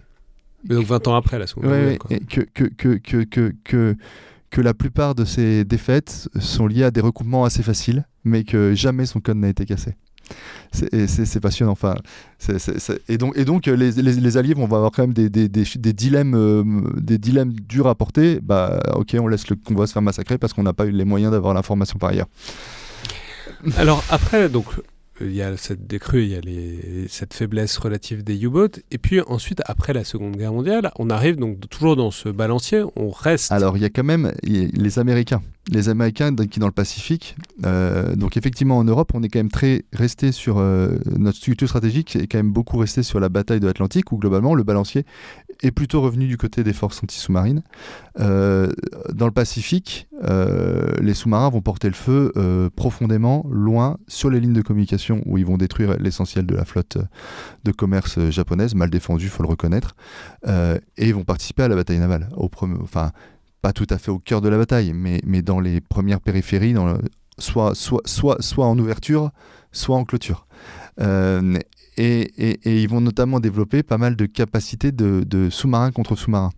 Ce qui fait qu'à la sortie de la Seconde Guerre mondiale, on va avoir deux approches assez distinctes. En France, on va quand même plutôt chasser du sous-marin avec des forces aéronavales, là où les Américains vont vite vouloir, donc avec la propulsion nucléaire, des hunter-killers, qui sont des chasseurs de sous-marins. Avec cette limite que vous relevez bien dans le livre, c'est que pour autant, il ne faut pas s'imaginer que dans la Seconde Guerre mondiale, il y a des vrais duels de sous-marins. Ça arrive une fois. C'est-à-dire, il y a des duels de sous-marins, mais ils sont tous les deux en surface. Où il y en a un qui est en surface et l'autre qui a une version télescopique. Exactement. Mais les deux qui sont sous l'eau... Enfin, je veux dire, c'est tellement galère. C'est l'image de Castex que vous donniez. Il dit... Pour réussir à taper, parce que les torpilles se dirigent mal, etc., notamment face à des sous-marins, c'est l'équivalent de réussir à toucher un autre sous-marin avec une torpille, c'est jeter une grenade ou une bombe dans une bagnole qui passe devant vous, la fenêtre ouverte. C'est ça. Donc, en vérité, c'est des combats qui restent encore très navals, assez largement, plus que sous-marins à cette époque-là, et va arriver une nouvelle ère après la Seconde Guerre mondiale, et on est encore, cela dit, sur un mouvement de balancier avec une faiblesse relative des sous-marins, notamment de sous-marins qui sont encore diesel. Tant qu'ils sont encore diesel et qui peuvent donc remonter à la surface, face à la multiplication des moyens aériens en face, ça reste très compliqué. Tout à fait. Et ça, on le voit encore, notamment lors de l'épisode de la crise des missiles de Cuba, où les soviétiques envoient non seulement des missiles, des cargos pleins de missiles, mais également, pour protéger tout ça, ils envoient, je ne sais plus, c'est 4 ou 5 sous-marins, 4 sous-marins diesel, et ces sous-marins vont être un peu perdus déjà. Alors les sous-marins portent des missiles, non pas des missiles nucléaires tels qu'on l'entend, c'est-à-dire pas des armes stratégiques, pas des armes balistiques, mais ils vont emporter des torpilles à charge nucléaire, dans une logique assez tactique de l'époque. Néanmoins, on a beaucoup dit que la crise des missiles de Cuba a été à un moment où tout aurait pu basculer, et c'est aussi vrai sous l'eau. C'est vrai sous l'eau parce que les missiles, donc les sous-marins porteurs de torpilles nucléaires, se faisaient grenader par les navires de surface américains, alors avec des charges d'entraînement pour les canaliser. Pour les forcer, pour leur dire on vous a vu, maintenant vous remontez s'il vous plaît, et vous partez parce que la prochaine. Voilà. Mais il y a quand même un capitaine de sous-marin soviétique qui aurait pu un peu perdre son sang-froid parce que se faire grenader la gueule quand on a des torpilles nucléaires à bord, c'est quand même désagréable. Parce que en fait, on revient à la faiblesse du sous-marin qui est qu'il n'a pas beaucoup de communication, et donc il est resté avec ses premiers ordres, et il reçoit pas de nouveaux ordres et effectivement, on ne sait pas quelle est l'intention de l'autre. Quand on est sous l'eau, qu'on reçoit des grenades, déjà il faut distinguer que c'est des grenades d'exercice, a priori. On y arrive assez vite parce que c'est pas la même charge et que ça n'a pas les mêmes. Mais néanmoins, on ne sait pas quel sera le prochain geste, quoi. Et donc finalement, les Américains créent cette zone de blocus, d'exclusion, et forcent la plupart des sous-marins à faire surface et à rentrer en URSS. Avec un autre épisode qui est moins connu que celui-là, encore moins connu que celui-là, que je connaissais pas, qui est un sous-marin sous-marin américain Juste qui avant. lui se fait en 57 En 57. se fait bloquer, se fait humilier quoi, au large de Vladivostok. Exactement. Il vient épier au large de Vladivostok et Il se se fait coincer. encercler par il est repéré par son périscope, il me semble. Il est encerclé et au bout d'un moment, comme on est encore sur des sous-marins diesel qui doivent refaire surface, il est obligé de faire surface au milieu de toute la flotte soviétique et de rentrer la queue basse. Avec tout un tas aussi d'évolutions technologiques qui sont extrêmement intéressantes parce qu'elles dominent quasiment la deuxième partie du XXe siècle. Alors vous en relevez 4 dans la lutte ASM. Il y a, je vais les citer rapidement parce que, mais on les détaillera, mais parce qu'en fait c'est encore des armes qui sont extrêmement actives. Il y a d'abord le dispositif SOSUS, c'est donc les bouées acoustiques qui sont disposées par les Américains au large, à la sortie, disons, des sous-marins soviétiques dans le Grand Nord. Et en protection de leur côte immédiate. Et en protection de leur côte immédiate, avec l'idée que, donc, s'il y a un sous-marin qui passe, ils l'entendent. Ils sont alertés. Ils sont alertés et ils peuvent commencer à le pister. Donc l'idée, c'est vraiment de piéger les sous-marins dans leur précaré. Les sonars actifs à immersion variable, c'est-à-dire des sonars qui peuvent varier de profondeur et qui donnent plus d'informations. Les hélicos à la place des porte-avions d'escorte. Des porte-avions d'escorte, ce qui fait que l'hélicoptère pouvant rester stationnaire, c'est quand même beaucoup plus pratique pour pister un sous-marin. Oui, c'est plus facile de décoller avec un hélicoptère d'un pont que... Voilà. Non, mais et enfin, les antennes linéaires remorquées sur lesquelles on revient. Donc peut-être commençons par SOSUS et l'importance que c'est ces bouées acoustiques pour bloqué, enfin en tout cas de manière dissymétrique, mais ça fait un gros effet contre les sous-marins soviétiques. Ça arrive assez vite, hein. Je crois que c'est dans les années 60 qu'ils décident de faire ces réseaux SOSUS. Donc les premiers, et je vais rester en Atlantique, mais on a la même chose dans le Pacifique, au plus proche des bastions russes, qu'on appelle les bastions russes, c'est-à-dire leur base. Donc en Atlantique, le Jiouk, ce qui est un passage un peu stratégique, la géographie étant ce qu'elle est, étant têtue, pour passer de la mer de Norvège à l'Atlantique Nord, il faut passer à travers 3 détroits possibles qui sont délimités par le Groenland, l'Islande, les Féroé et l'Écosse, les Shetlands. Donc le Yuk, Groenland, Islande, UK, United Kingdom. Exactement, Yuk. Donc là, on va avoir des premières SOSUS qui vont surveiller ces passages-là, et puis un deuxième niveau qui est là pour protéger la côte est des États-Unis. Et vraiment, c'est l'idée que c'est un élément parmi d'autres, hein, parce qu'ils ne vont pas pister qu'avec ça, mais ça va leur donner l'information, un sous-marin est sorti. Voilà. Après, c'est très classifié, on n'est pas partie prenante de ces systèmes-là, donc on sait, parce qu'il y a quelques traces quand même, que ça a plutôt bien fonctionné. Voilà. Avec l'idée que si on est un commandant de sous-marin soviétique, si on sait qu'on sort et que l'ennemi sait qu'on est passé quelque part, c'est désagréable parce qu'on a toujours la crainte de se faire prendre la trace dès le début, quoi. Parce que vous parliez de balancier entre d'expression éculée de l'épée et du bouclier, du glaive et du bouclier. Moi, je garde, dans les sous-marins, c'est plutôt discrétion versus détection. Et donc, à partir du moment où un sous-marin, et c'est ce qu'on dit depuis le début, est détecté, où on a un signal de détection, en fait, il perd un peu de sa liberté d'action. Ensuite, la deuxième grande innovation, c'est donc les sonars actifs à immersion variable. Alors, ça, qu'est-ce que ça apporte exactement ? Alors, c'est un peu plus complexe. Il faut comprendre que, donc on a dit que le milieu sous-marin était opaque. Il a un deuxième caractéristique propre, c'est qu'il est pas homogène. Et que donc une onde acoustique qu'on va envoyer dans le milieu sous-marin, elle ne va pas se déplacer comme une onde électromagnétique en ligne droite. Elle va descendre en fonction d'éléments physico-chimiques. La température, la salinité, c'est la pression aussi. Bref. Ça fait des couches. Ça fait des couches et ça fait des canaux. Ça fait des canaux. Voilà. Ça fait des canaux. Et donc, en fait, le sous-marin, globalement, il trouve des trous là-dedans. Et il peut approcher comme ça. Ce que vont faire les sonars à immersion variable, c'est qu'on va pouvoir les descendre dans la couche d'eau, aller chercher des immersions intéressantes qui vont permettre non pas de combler tout à fait, et encore ça dépend des profils, mais qui vont permettre d'atténuer ces cachettes possibles pour le sous-marin. Il il faut reconnaître que la France parie sur ce système des actifs immergés depuis longtemps et que elle va en fait cette génération technologique, cette art technologique entre guillemets, il arrive jusqu'à nos jours avec des sonars qui sont très performants, sans être très chauvin. Les sonars de Thales qui sont le 42-49 et le Flash, donc qui est non pas l'équivalent, mais qui est un sonar qui va être à immersion variable depuis celui-là depuis un hélicoptère. Là où le 42-49 est depuis une frégate, sont parmi ont acquis un très haut niveau de performance et donc c'était le bon cheval entre guillemets. On peut pas en France on peut pas se disperser, mais là sur cette recherche ASM, ça nous a permis donc encore récemment d'être tout à fait compétitif, voire en tête. Les hélicoptères, on perçoit assez bien sur la maniabilité par rapport à Exactement. des avions sur ça. Et enfin, donc juste, les antennes. Juste une anecdote, la Jeanne, la fameuse Jeanne, c'était... Donc la Jeanne, c'est la Jeanne d'Arc. La Jeanne d'Arc qui était l'école d'application des officiers de marine, c'est-à-dire l'embarquement des officiers de marine à la fin de l'école navale. Ils vont faire, pas un tour du monde, mais un grand trajet pour naviguer un peu sur... Une école d'application, voilà. Sur la...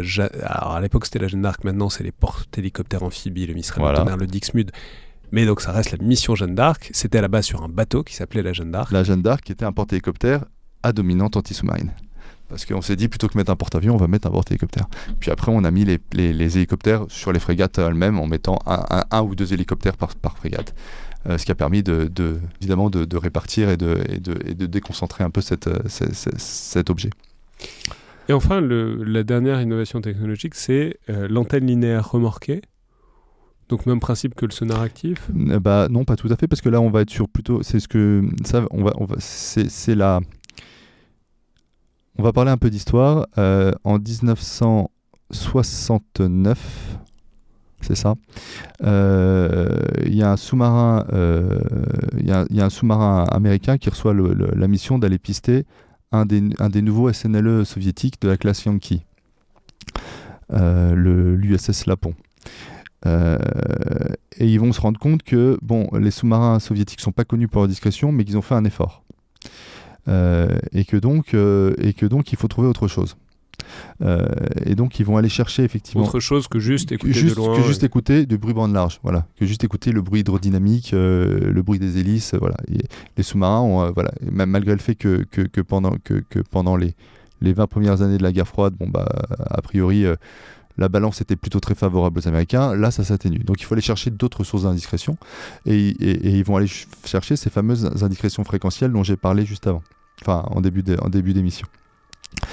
Et ils vont et c'est des sonars qu'on appelle des flûtes sismiques parce que c'est parti de la technologie un peu de recherche sismique qui vont chercher des fréquences plutôt basses pour aller chercher des indiscrétions qui sont liées au porteur sous-marin, à sa conception. Et là, ils vont reprendre un avantage technologique qui disparaîtra peu ou pas jusqu'à présent. Disons que les sous-marins soviétiques vont après faire un effort en 79 pour revenir un peu au niveau et faire attention à cette indiscrétion-là. Et les Français, on va y arriver aussi, puisque dans les années... Nous, on a un SNA assez tard, puisqu'on fait le choix d'avoir un SNLE en premier. Donc c'est le redoutable en 72. Et après, le Ruby, premier SNA en 83. Et assez rapidement...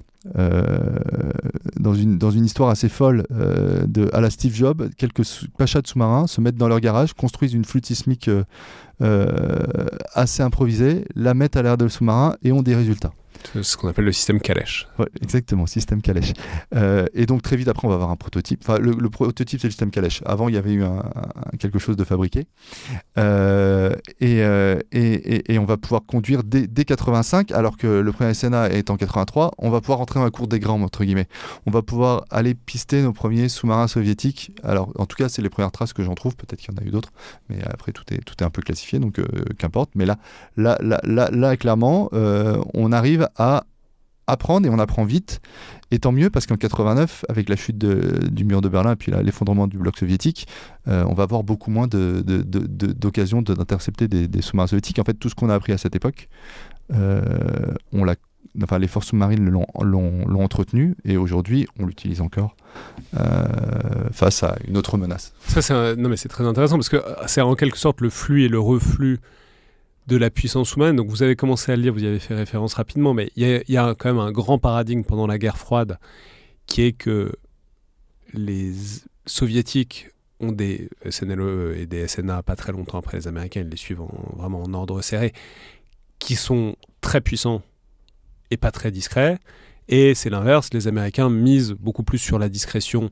J'ai relevé les chiffres parce que les chiffres sont assez frappants, surtout quand on pense à ce qu'il y a aujourd'hui. Pendant la guerre froide, les Soviétiques ont 70 SNLE et 80 SNA, ce qui est 2 fois plus que les Américains, mais les Américains sont nettement plus discrets, ils sont nettement plus forts en détection. Donc ça, c'est, disons, le paradigme central, et il y a cette innovation en 79, je crois, c'est les Victor 3, donc des sous-marins soviétiques classe Victor 3, qui, eux, deviennent enfin discrets. En fait, ce qui est intéressant, je ne sais pas si c'est fondamental, mais en tout cas, c'est une coïncidence que j'ai relevée, c'est que quand on regarde les 3 phases de la guerre froide, ça correspond à 3 moments de la guerre sous-marine. Première phase, 55-62, c'est le face-à-face nucléaire. Et ça correspond à la nucléarisation des océans. C'est là où on va avoir les premiers SNA et SNLE apparaître. 62, la crise des missiles de Cuba, la détente jusqu'en 79. Là, c'est ce qui va se passer, c'est-à-dire que sous l'eau, il y a beau avoir une détente diplomatique, sous l'eau, le combat continue, entre guillemets, et donc c'est la grande période de la chasse de ce qu'on va appeler les hunter-killers SNA, face aux SNLE soviétiques, les boomers qui transportent les armes nucléaires soviétiques, avec un avantage lié à cette discrétion acoustique, à ce delta acoustique important qui est donné aux Américains. Et puis en 79, c'est la reprise des tensions, et ça correspond à l'année près à la sortie du premier SNA un peu compétitif, qui va être le Victor 3, et ils vont en faire d'autres. Après, il y aura des Sierra et des Akula, qui rattrapent un peu les standards occidentaux. Tout ça parce qu'il faut reconnaître que le système d'espionnage soviétique est puissant, et ils se sont inspirés beaucoup de ce qu'ils ont pu capter comme information. Et donc ça, c'est le grand balancier. Et donc de 79 à 89, c'est renouveau. En tout cas, on assiste à une nouvelle offensive sous-marine soviétique. Oui, parce qu'il y a une opération en 96, en 87, vous relevez notamment l'opération Atrina, où les soviétiques lâchent 5 SNA qui réussiraient à passer le Gyuk et qui seraient allés un peu partout. C'est encore très controversé de savoir. Il faut y mettre beaucoup de conditionnels. Voilà, la plupart des sources sont russes, et donc. Mais on trouve quand même quelques traces de SNA soviétiques qui traînent du côté des côtes est américaines. Ce qui n'arrivait pas à faire auparavant. A priori, non. Si on fait dans cet ordre de grandeur, donc on a un peu parlé de la France, qui est partie avec du retard, qui contribuait au début, notamment par les avions de patrouille maritime, au dispositif d'ensemble, mais qui avait du retard, qui rattrape son retard, donc à partir de 82. Qui n'est pas admise dans la cour des grands, entre guillemets, qui va rentrer dans la cour des grands avec la manière, notamment ces SNLE en premier, qui la font accéder évidemment à une dimension supérieure, et puis de manière tactique, les ATL-2, vous en avez parlé en premier, qui sont des avions qui ont été conçus pour faire de l'ASM, donc avec un certain succès, et puis les SNA en 83, le premier, le Ruby, et puis toute la série des pierres précieuses, plus le Ruby, plus le Casabianca. Et un grand player dont on n'a pas encore parlé, c'est le Royaume-Uni, qui a aussi des grandes capacités, alors qui sont comme toujours assez symbiotiques avec les Américains, mais qui savent, par exemple, faire des trucs que nous, on ne sait pas faire, par exemple, aller sous la glace, etc. Enfin, aller sous la banquise au pôle Nord. Il y a un vrai savoir-faire de la sous-marinade britannique dans ces années-là, qui est vraiment dans cette cour des grands, alors pas avec les mêmes moyens, mais en termes de capacité avec les Américains et les Soviétiques. Oui, parce que les Américains aident beaucoup les Anglais dans la conception de leur sous-marinade, parce qu'également, en fait, ils sont les gardiens naturels de cette fameuse barrière qui est le Duke, donc ils sont centraux, ils ont une place centrale dans la stratégie américaine. Et donc oui, ils travaillent beaucoup ensemble au départ, avec des SNA britanniques qui vont qui participent au dispositif global anti-sous-marin. Alors, donc, si on continue encore... Et puis des avions de patrouille maritime qui sont basés à des points stratégiques pour couvrir large partie de l'Atlantique Nord. Ouais. Mais simplement, les avions de patrouille maritime, c'est quoi leur valeur ajoutée c'est la longe et le fait que s'il y a un sous-marin qui fait une indiscrétion, qui remonte un peu trop en surface, il peut être capté. C'est quoi l'intérêt de l'avion de patrouille maritime? Il a pas mal d'avantages pour lui. Alors, il a une grande allonge. En fait, c'est vraiment le descendant du Coastal Command de la Deuxième Guerre mondiale. Hein. Donc, c'est vraiment aller combler, avoir une grande allonge pour pouvoir combler les trous. Ils sont capables quand même d'avoir, puisqu'ils en ont beaucoup, de faire de la permanence, c'est-à-dire qu'ils se relaient sur zone. Il va apporter des senseurs actifs essentiellement, de la vitesse pour poursuivre ses biens, et puis il va apprendre, et c'est quelque chose que je décris dans le livre, à travailler avec les sous-marins. C'est-à-dire que dans l'approche américaine, qui date je pense effectivement de la guerre du Pacifique, le sous-marin est le meilleur outil pour combattre un sous-marin avec un avion de patrouille maritime. Et ils vont le développer au début de la guerre froide, avec une histoire qui est racontée dans mon livre, où c'est une histoire un peu marquante. Je ne sais pas si elle est tout à fait vraie, mais en tout cas elle est reportée dans plusieurs sources. Il y a un amiral qui promet qu'il offrira une caisse de Jack Daniels au premier navire qui arrivera à prouver qu'il y a des sous-marins soviétiques dans l'Atlantique Nord. Et cette première détection, elle se fait avec un sous-marin, le Guppy, et les PV-2, donc des avions de patrouille maritime américains à l'époque, où va y avoir le sous-marin va assumer l'essentiel de la détection, mais l'avion de patrouille maritime va pouvoir aller le soulager, lui permettre de faire des pauses, contraindre le sous-marin à des indiscrétions, puisqu'il va utiliser des moyens actifs, là où le sous-marin pisteur va rester très discret et en passif. Et donc cette complémentarité fonctionne assez bien. Ensuite, si on reprend un peu le déroulé linéaire, donc vous l'avez dit, en 89, évidemment, avec la chute de l'URSS, il y a une baisse forte d'activité sous-marine soviétique. Et il faut peut-être donc juste terminer par quelque chose de plus actuel, mais c'est le fait qu'il y a, à partir de l'arrivée de Vladimir Poutine, donc 2000, et puis surtout à partir du début des années 2010, une reprise très forte à la fois des programmes. Ils ont relancé beaucoup de programmes, ils reconstruisent beaucoup de sous-marins. Et puis aussi une reprise de, disons, leur niveau d'agressivité et leur niveau de... Voilà, c'est le propos du milieu naval, c'est que vu qu'il n'y a pas de dommages collatéraux, on peut faire des choses en mer qu'on ne ferait pas à terre. Mais il y a, disons, des manœuvres, il y a des affrontements sous-marins, donc évidemment, comme toujours, depuis 1945, ça n'éclate jamais, il n'y a jamais de... En fait, on ne sait pas, on peut faire des hypothèses. Ouais. S'il y avait des sous-marins soviétiques, russes et américains qui se tiraient dessus, je pense qu'on le saurait. Mais... Exactement, parce qu'il y en aurait un des deux qui ne reviendrait pas a priori. Ouais. Mais de facto, effectivement, ce qui se passe sous l'eau, on dit ce qui se passe en mer, vous l'avez dit, mais ce qui se passe sous l'eau est encore plus invisible par définition. Donc des affrontements entre sous-marins, il y en a eu pendant la guerre froide, on le sait, parce qu'il y a eu des accidents, donc il y a eu des comptes rendus qui ont fini par sortir. Et donc cette passe d'armes entre sous-marins, elle a, à mon sens, jamais vraiment cessé, effectivement. Mais donc là, depuis une dizaine d'années, une quinzaine d'années, on constate manifestement une reprise d'activité, une reprise d'agressivité des sous-marins russes, disons, dans l'économie globale de la sous-marinade planétaire, quoi. En fait, c'est au-delà de ça, c'est qu'il y a un réarmement sous-marin partout. Qui obéit à des logiques parfois vraiment très différentes. Mais effectivement, pour revenir aux Russes, 99, le Kursk qui disparaît en mer, c'est un peu le point le plus bas de l'histoire des sous-marins russes, parce que assez rapidement après, il remonte à partir de 2010, Vladimir Poutine prononce des discours qui sont très très dynamisant pour la filière. Il va notamment, dans un premier temps... Avec l'idée que quand même, tout ce qui était nucléaire, c'était censé être le truc préservé, Oui. même après la chute de l'URSS, c'était leur grande fierté, je l'ai dit, ils en avaient énormément. Oui, il y avait l'idée que c'était ça qui leur fait mal, conservait. même à leur prestige.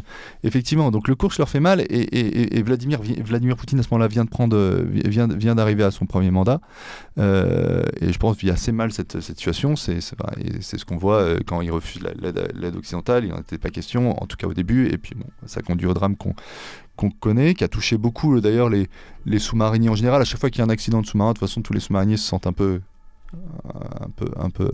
concernés, parce que c'est rare, parce que c'est particulièrement, la projection est particulièrement morbide, mais donc oui, et donc derrière il veut rebâtir à partir de cet outil-là, et je pense que c'est un de ses premiers leviers de puissance. Enfin, il y en a d'autres, il y a le gaz, il y a plein de choses, mais la Géorgie arrive avant, enfin, mais en 2010 il fixe clairement le cap. Et ça passe par remettre en ligne tous les sous-marins de la fin de la guerre froide. Donc on revoit du Victor, du Sierra, de la Kula, des Oscars, des gros sous-marins porteurs de missiles qui sont pas atomiques, mais qui sont là pour détruire des missiles de croisière, mais très importants russes, qui sont là, on les appelle les tueurs de porte-avions.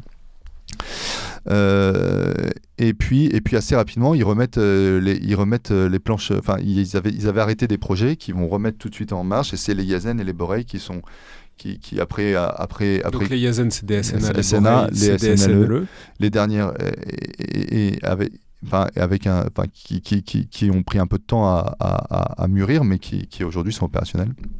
Et est-ce que avec cette logique de toujours aller mener la bataille de communication sur l'Atlantique Nord, et on le sait, enfin il y a récemment eu une escale assez importante d'un Yazen à Cuba, ce qui est quand même en termes de charge symbolique important. Ça veut dire ok, je suis capable de sortir de mon bastion, je suis capable d'arriver jusqu'à Cuba, et en plus Cuba c'est pas neutre d'un point de vue aux yeux des Américains évidemment. Ce qui est juste, on peut dire, dedans, il y a une préoccupation géographique, c'est-à-dire, pour les SNA, c'est très important de sortir du bastion. Pour les SNLE, à partir d'un certain moment, à partir des années 70, ça devenait un peu moins important parce que les missiles balistiques tirés par des SNLE avaient la longe pour toucher les États-Unis, ce qui n'était pas le cas au début. Et entre les deux, il y a la banquise. Parce qu'il faut aller dans la banquise pour essayer de se rapprocher. Mais donc, c'était faisable depuis assez longtemps. Donc, les SNLE pouvaient faire porter une menace sur les États-Unis. Les SNA, il n'y a pas de moyen pour que ça serve, il faut sortir, il faut être capable de sortir. Et là, en l'occurrence, ils ont réussi à faire sortir un Yazen. D'ailleurs, en même temps, je ne sais pas à quel point, en tant que sous-marinier, français sous-marinier, vous pouvez répondre à cette question-là, mais est-ce qu'on sait ce qu'ils valent ? Disons, proportionnellement à ce qui sort de l'état de l'art. On sait que par exemple, on sait que les SNA français classe Suffren sont vraiment très très bons. Apparemment, ce sont les bruits qui remontent. Non, je pourrais pas répondre à cette question déjà parce que moi, ça fait quelques années que j'ai pas connu les Suffrens par exemple. Et effectivement, on touche à des choses qui sont classifiées. Donc non, je ne répondrai pas. Très bien. Non, simplement pour un peu sensible en tout cas. Oui, ça, je comprends. Je pourrais trouver sans doute des gens pour y répondre, mais c'est peut-être pas vous. Peut-être pas moi. Non, peut-être pour terminer ce tour d'horizon, parce que c'est toujours bien d'en parler, c'est peut-être le moment de poser la question. C'est des sous-marins modernes. Voilà. C'est une bonne chose. La Chine, c'est-à-dire les sous-marins chinois, il y a une montée en puissance, ils en ont depuis un certain temps. Voilà, qu'est-ce qu'on sait, disons, de ce réarmement sous-marin côté chinois, de là où et comment il monte en puissance ? Alors, je maîtrise moins bien le sujet. Je sais que la mer de Chine méridionale est considérée pour eux comme un bastion. Ils ont exactement la même problématique que les Russes dans le nord, c'est qu'eux, les SNA doivent sortir de la mer méridionale, et donc en fait il n'y a pas 50 000 passages. Donc de la même façon qu'on trouve des Sossus dans le Juk, on trouve aussi des Sossus, notamment japonais je crois, entre chaque île pour pouvoir détecter la sortie des SNA. On peut rappeler que c'est aussi une des problématiques très fortes autour de Taïwan, oui. C'est-à-dire que Taïwan permet de passer la première chaîne d'îles, et au-delà de cette première chaîne d'îles, c'est rapidement le vaste océan. Là, pour l'instant, Taïwan est cette première chaîne enferme, symboliquement, métaphoriquement, c'est important pour eux, mais aussi très concrètement, concrètement les sous-marins qui doivent passer quand même un paquet de puissances qui ne sont pas franchement amies. Il faut passer ce cordon pour que leur SNLE puisse ensuite aller dans le vaste océan, quoi. Oui, exactement. Et les SNLE, alors de ce qu'on en lit, c'est essentiellement la mer Méridionale est censée constituer un bastion. Et donc ils sont censés pouvoir agir de là, d'où le fait qu'ils ont aussi une attitude très, très conquérante sur tous les îlots pour pouvoir les sanctuariser et assurer ce sanctuaire naturel de leur SNLE. Maintenant, j'en sais pas beaucoup plus. Peut-être maintenant pour... Ce qui est sûr, c'est qu'en fait, et il y a une autre chose qu'on voit dans l'Asie du Sud-Est, c'est qu'à côté, les nations en ont tous, mais qui est dans une autre logique. Sauf les Australiens. Tant pis pour eux. Dans une autre logique qui est celle du faible au fort. C'est-à-dire que ça a toujours été une tendance forte de l'arme sous-marine, c'est que le SNA, c'est une arme du fort au fort, mais le sous-marin en lui-même est une arme du faible au fort. C'est-à-dire que face à une puissance dominante, un bon moyen de contourner, ça reste le sous-marin. Donc c'est aussi pour ça que tous les États riverains s'en équipent. Et ont des vrais savoir-faire, parce que les Japonais, les Coréens, dans toutes les compétitions où il y a Naval Group pour fournir des sous-marins, il y a aussi des Japonais et des Coréens. Alors parfois en alliance, etc. Ils ont développé des capacités industrielles locales, autonomes. Depuis longtemps. Au début, parfois avec les Occidentaux, mais je pense qu'ils s'en sont largement affranchis. Ensuite, ça pose des questions qui sont intéressantes, qui sont des questions sur l'avenir de la sous-marinade, des sous-marins comme objets, qui sont... Voilà, alors que vous abordez dans le livre, et qui sont complexes, quoi, qu'est-ce qu'on en fait de ces sous-marins? Et la grande question qui se pose pour absolument tous les milieux et toutes les armes, c'est est-ce qu'on les dronise? Et si oui, comment et à quoi ça sert? Donc voilà, globalement, où en est la réflexion ou le dilemme sur à quoi servira un sous-marin demain, après-demain, après-après-demain, quoi? Alors, je pense qu'il y a une chose qui restera, puisque c'est la clé de voûte de notre système de défense, c'est la dissuasion nucléaire océanique. Parce qu'elle permet la frappe en second, parce qu'elle... C'est-à-dire que même s'il y a une frappe nucléaire en premier qui détruit toutes les installations françaises et le territoire, il y aura toujours un sous-marin qui sera planqué au fond de l'océan qui pourra riposter, ce qui est dissuasif. Voilà, et ce qui est l'essence de... En tout cas, on dit c'est l'assurance vie de la nation. Voilà, c'est l'un des deux piliers de la dissuasion avec la force, avec l'arme aéroportée. Mais c'est celui qui permet vraiment cette frappe en second. Et donc ça en tout cas en France, ça bougera pas, et a priori dans les autres nations non plus. Sur la question de l'utilité du sous-marin, un non-dit clair de la guerre actuelle, c'est que et comme à chaque fois dans les périodes de paix, on a dit surtout il faut pas toucher au commerce. Moi je pense que si un jour devait y avoir de nouveau une guerre un peu ouverte, et on le voit déjà dans n'importe quelle guerre, notamment la mer Noire, l'Ukraine, où les quelques mines qu'ils ont passées ont permis d'arrêter, de limiter largement le commerce en direction de l'Ukraine, le commerce sera touché, et donc l'arme sous-marine sera pertinente à ce moment-là. L'arme sous-marine, elle se développe aussi beaucoup dans ses actions contre la Terre. Alors, le missile nucléaire balistique étant le summum de cette stratégie, mais avant ça, on a les missiles de croisière qui sont embarqués sur les classes Suffren. En fait, on n'est pas les premiers sur ce segment, puisque les Américains en ont depuis longtemps.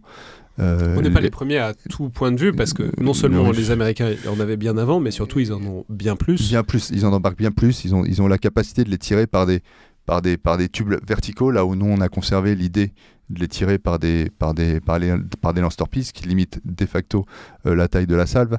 Mais effectivement, cette logique d'action contre la Terre, elle est intéressante. Avec ça, une démonstration de puissance, on peut dire, la démonstration de puissance très notable pour ça, alors ça marche pas tout le temps, mais c'était contre la Libye, l'opération Hamilton, où les Américains ont balancé de toutes les manières différentes et possibles des missiles de croisière pour supprimer globalement toutes les défenses du régime. Alors, ça marche pas s'il y a en face quelqu'un qui recherche activement votre sous-marin, parce que vous le mettez en danger s'il balance des missiles de croisière.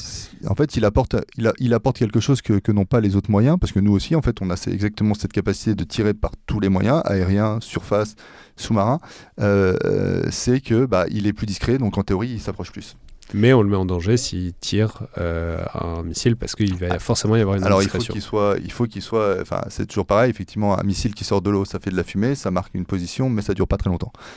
Donc il ne faut pas qu'il soit en train d'être recherché à ce moment-là. Voilà. Mais ça pose une question. Mais c'est toujours pareil, c'est la surprise. Voilà, il va surprendre. Alors la surprise, on peut la parer. Hein, si on s'y attend, c'est beaucoup moins surprenant. Mais donc il y a une logique effectivement de signalement politique. C'était le cas, enfin très stratégique. Là, c'était une arme stratégique.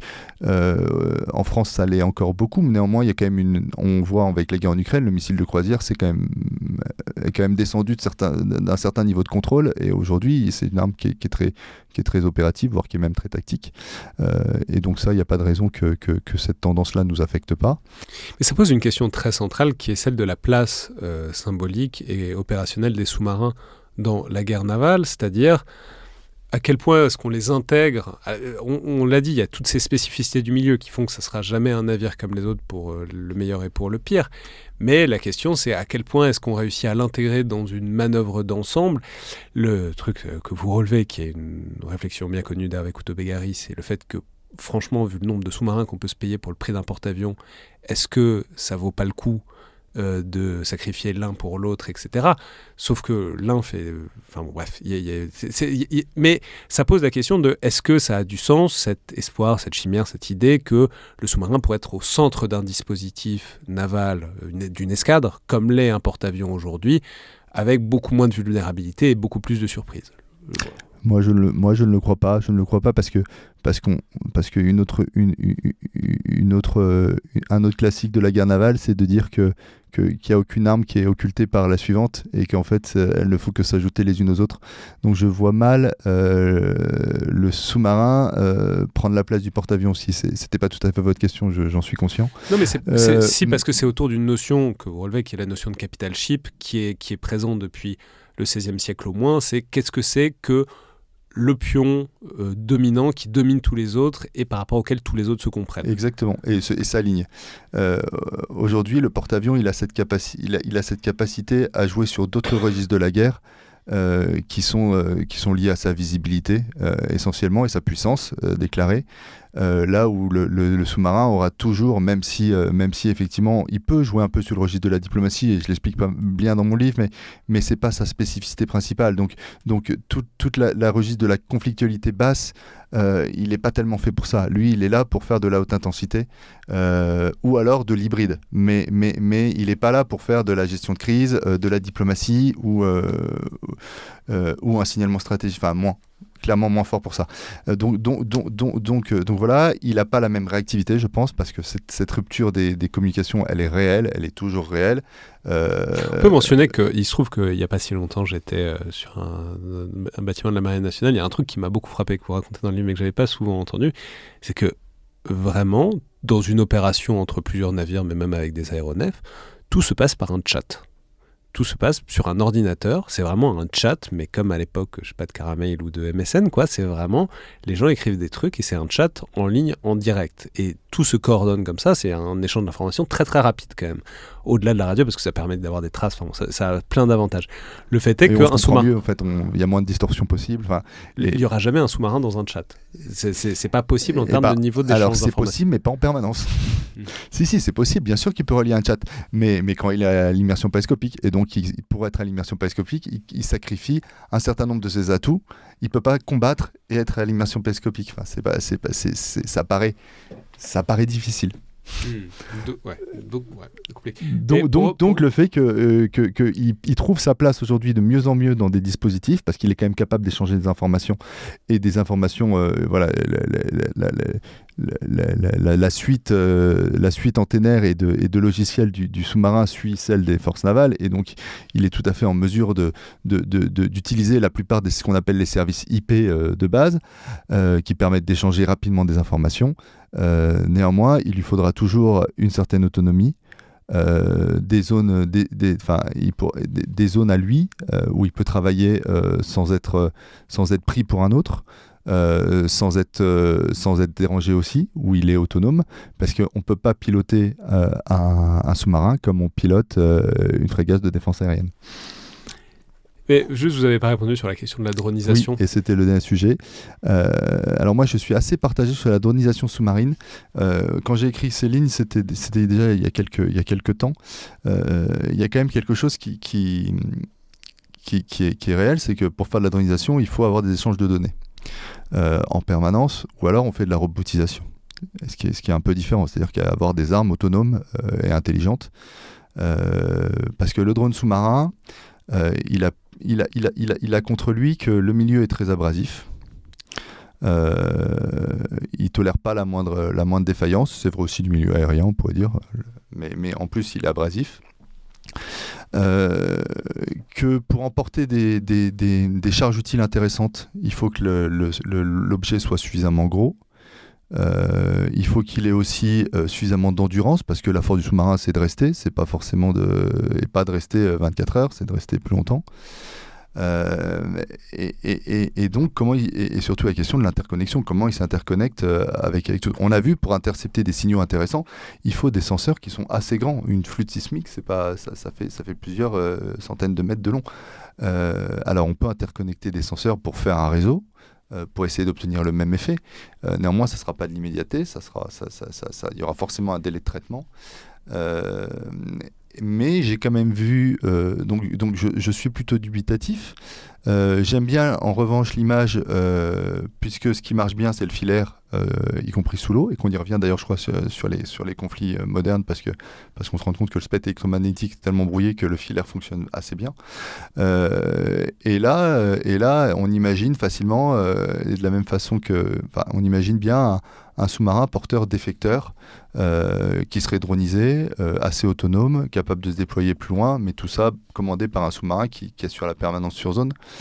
Mais j'ai vu récemment le projet britannique de ASM très dronisé de l'Atlantique Nord, enfin du Duke, avec une barrière au niveau du Duke qui serait donc c'est le projet Cabot, qui serait supporté par tout un réseau de drones, à la fois de surface, ça c'est complètement viable, et sous-marin, mais dans une logique un peu sosucienne de la chose, c'est-à-dire qu'ils assurent une position presque statique. Il y a une certaine mobilité, mais ça reste interdire, surveiller un passage.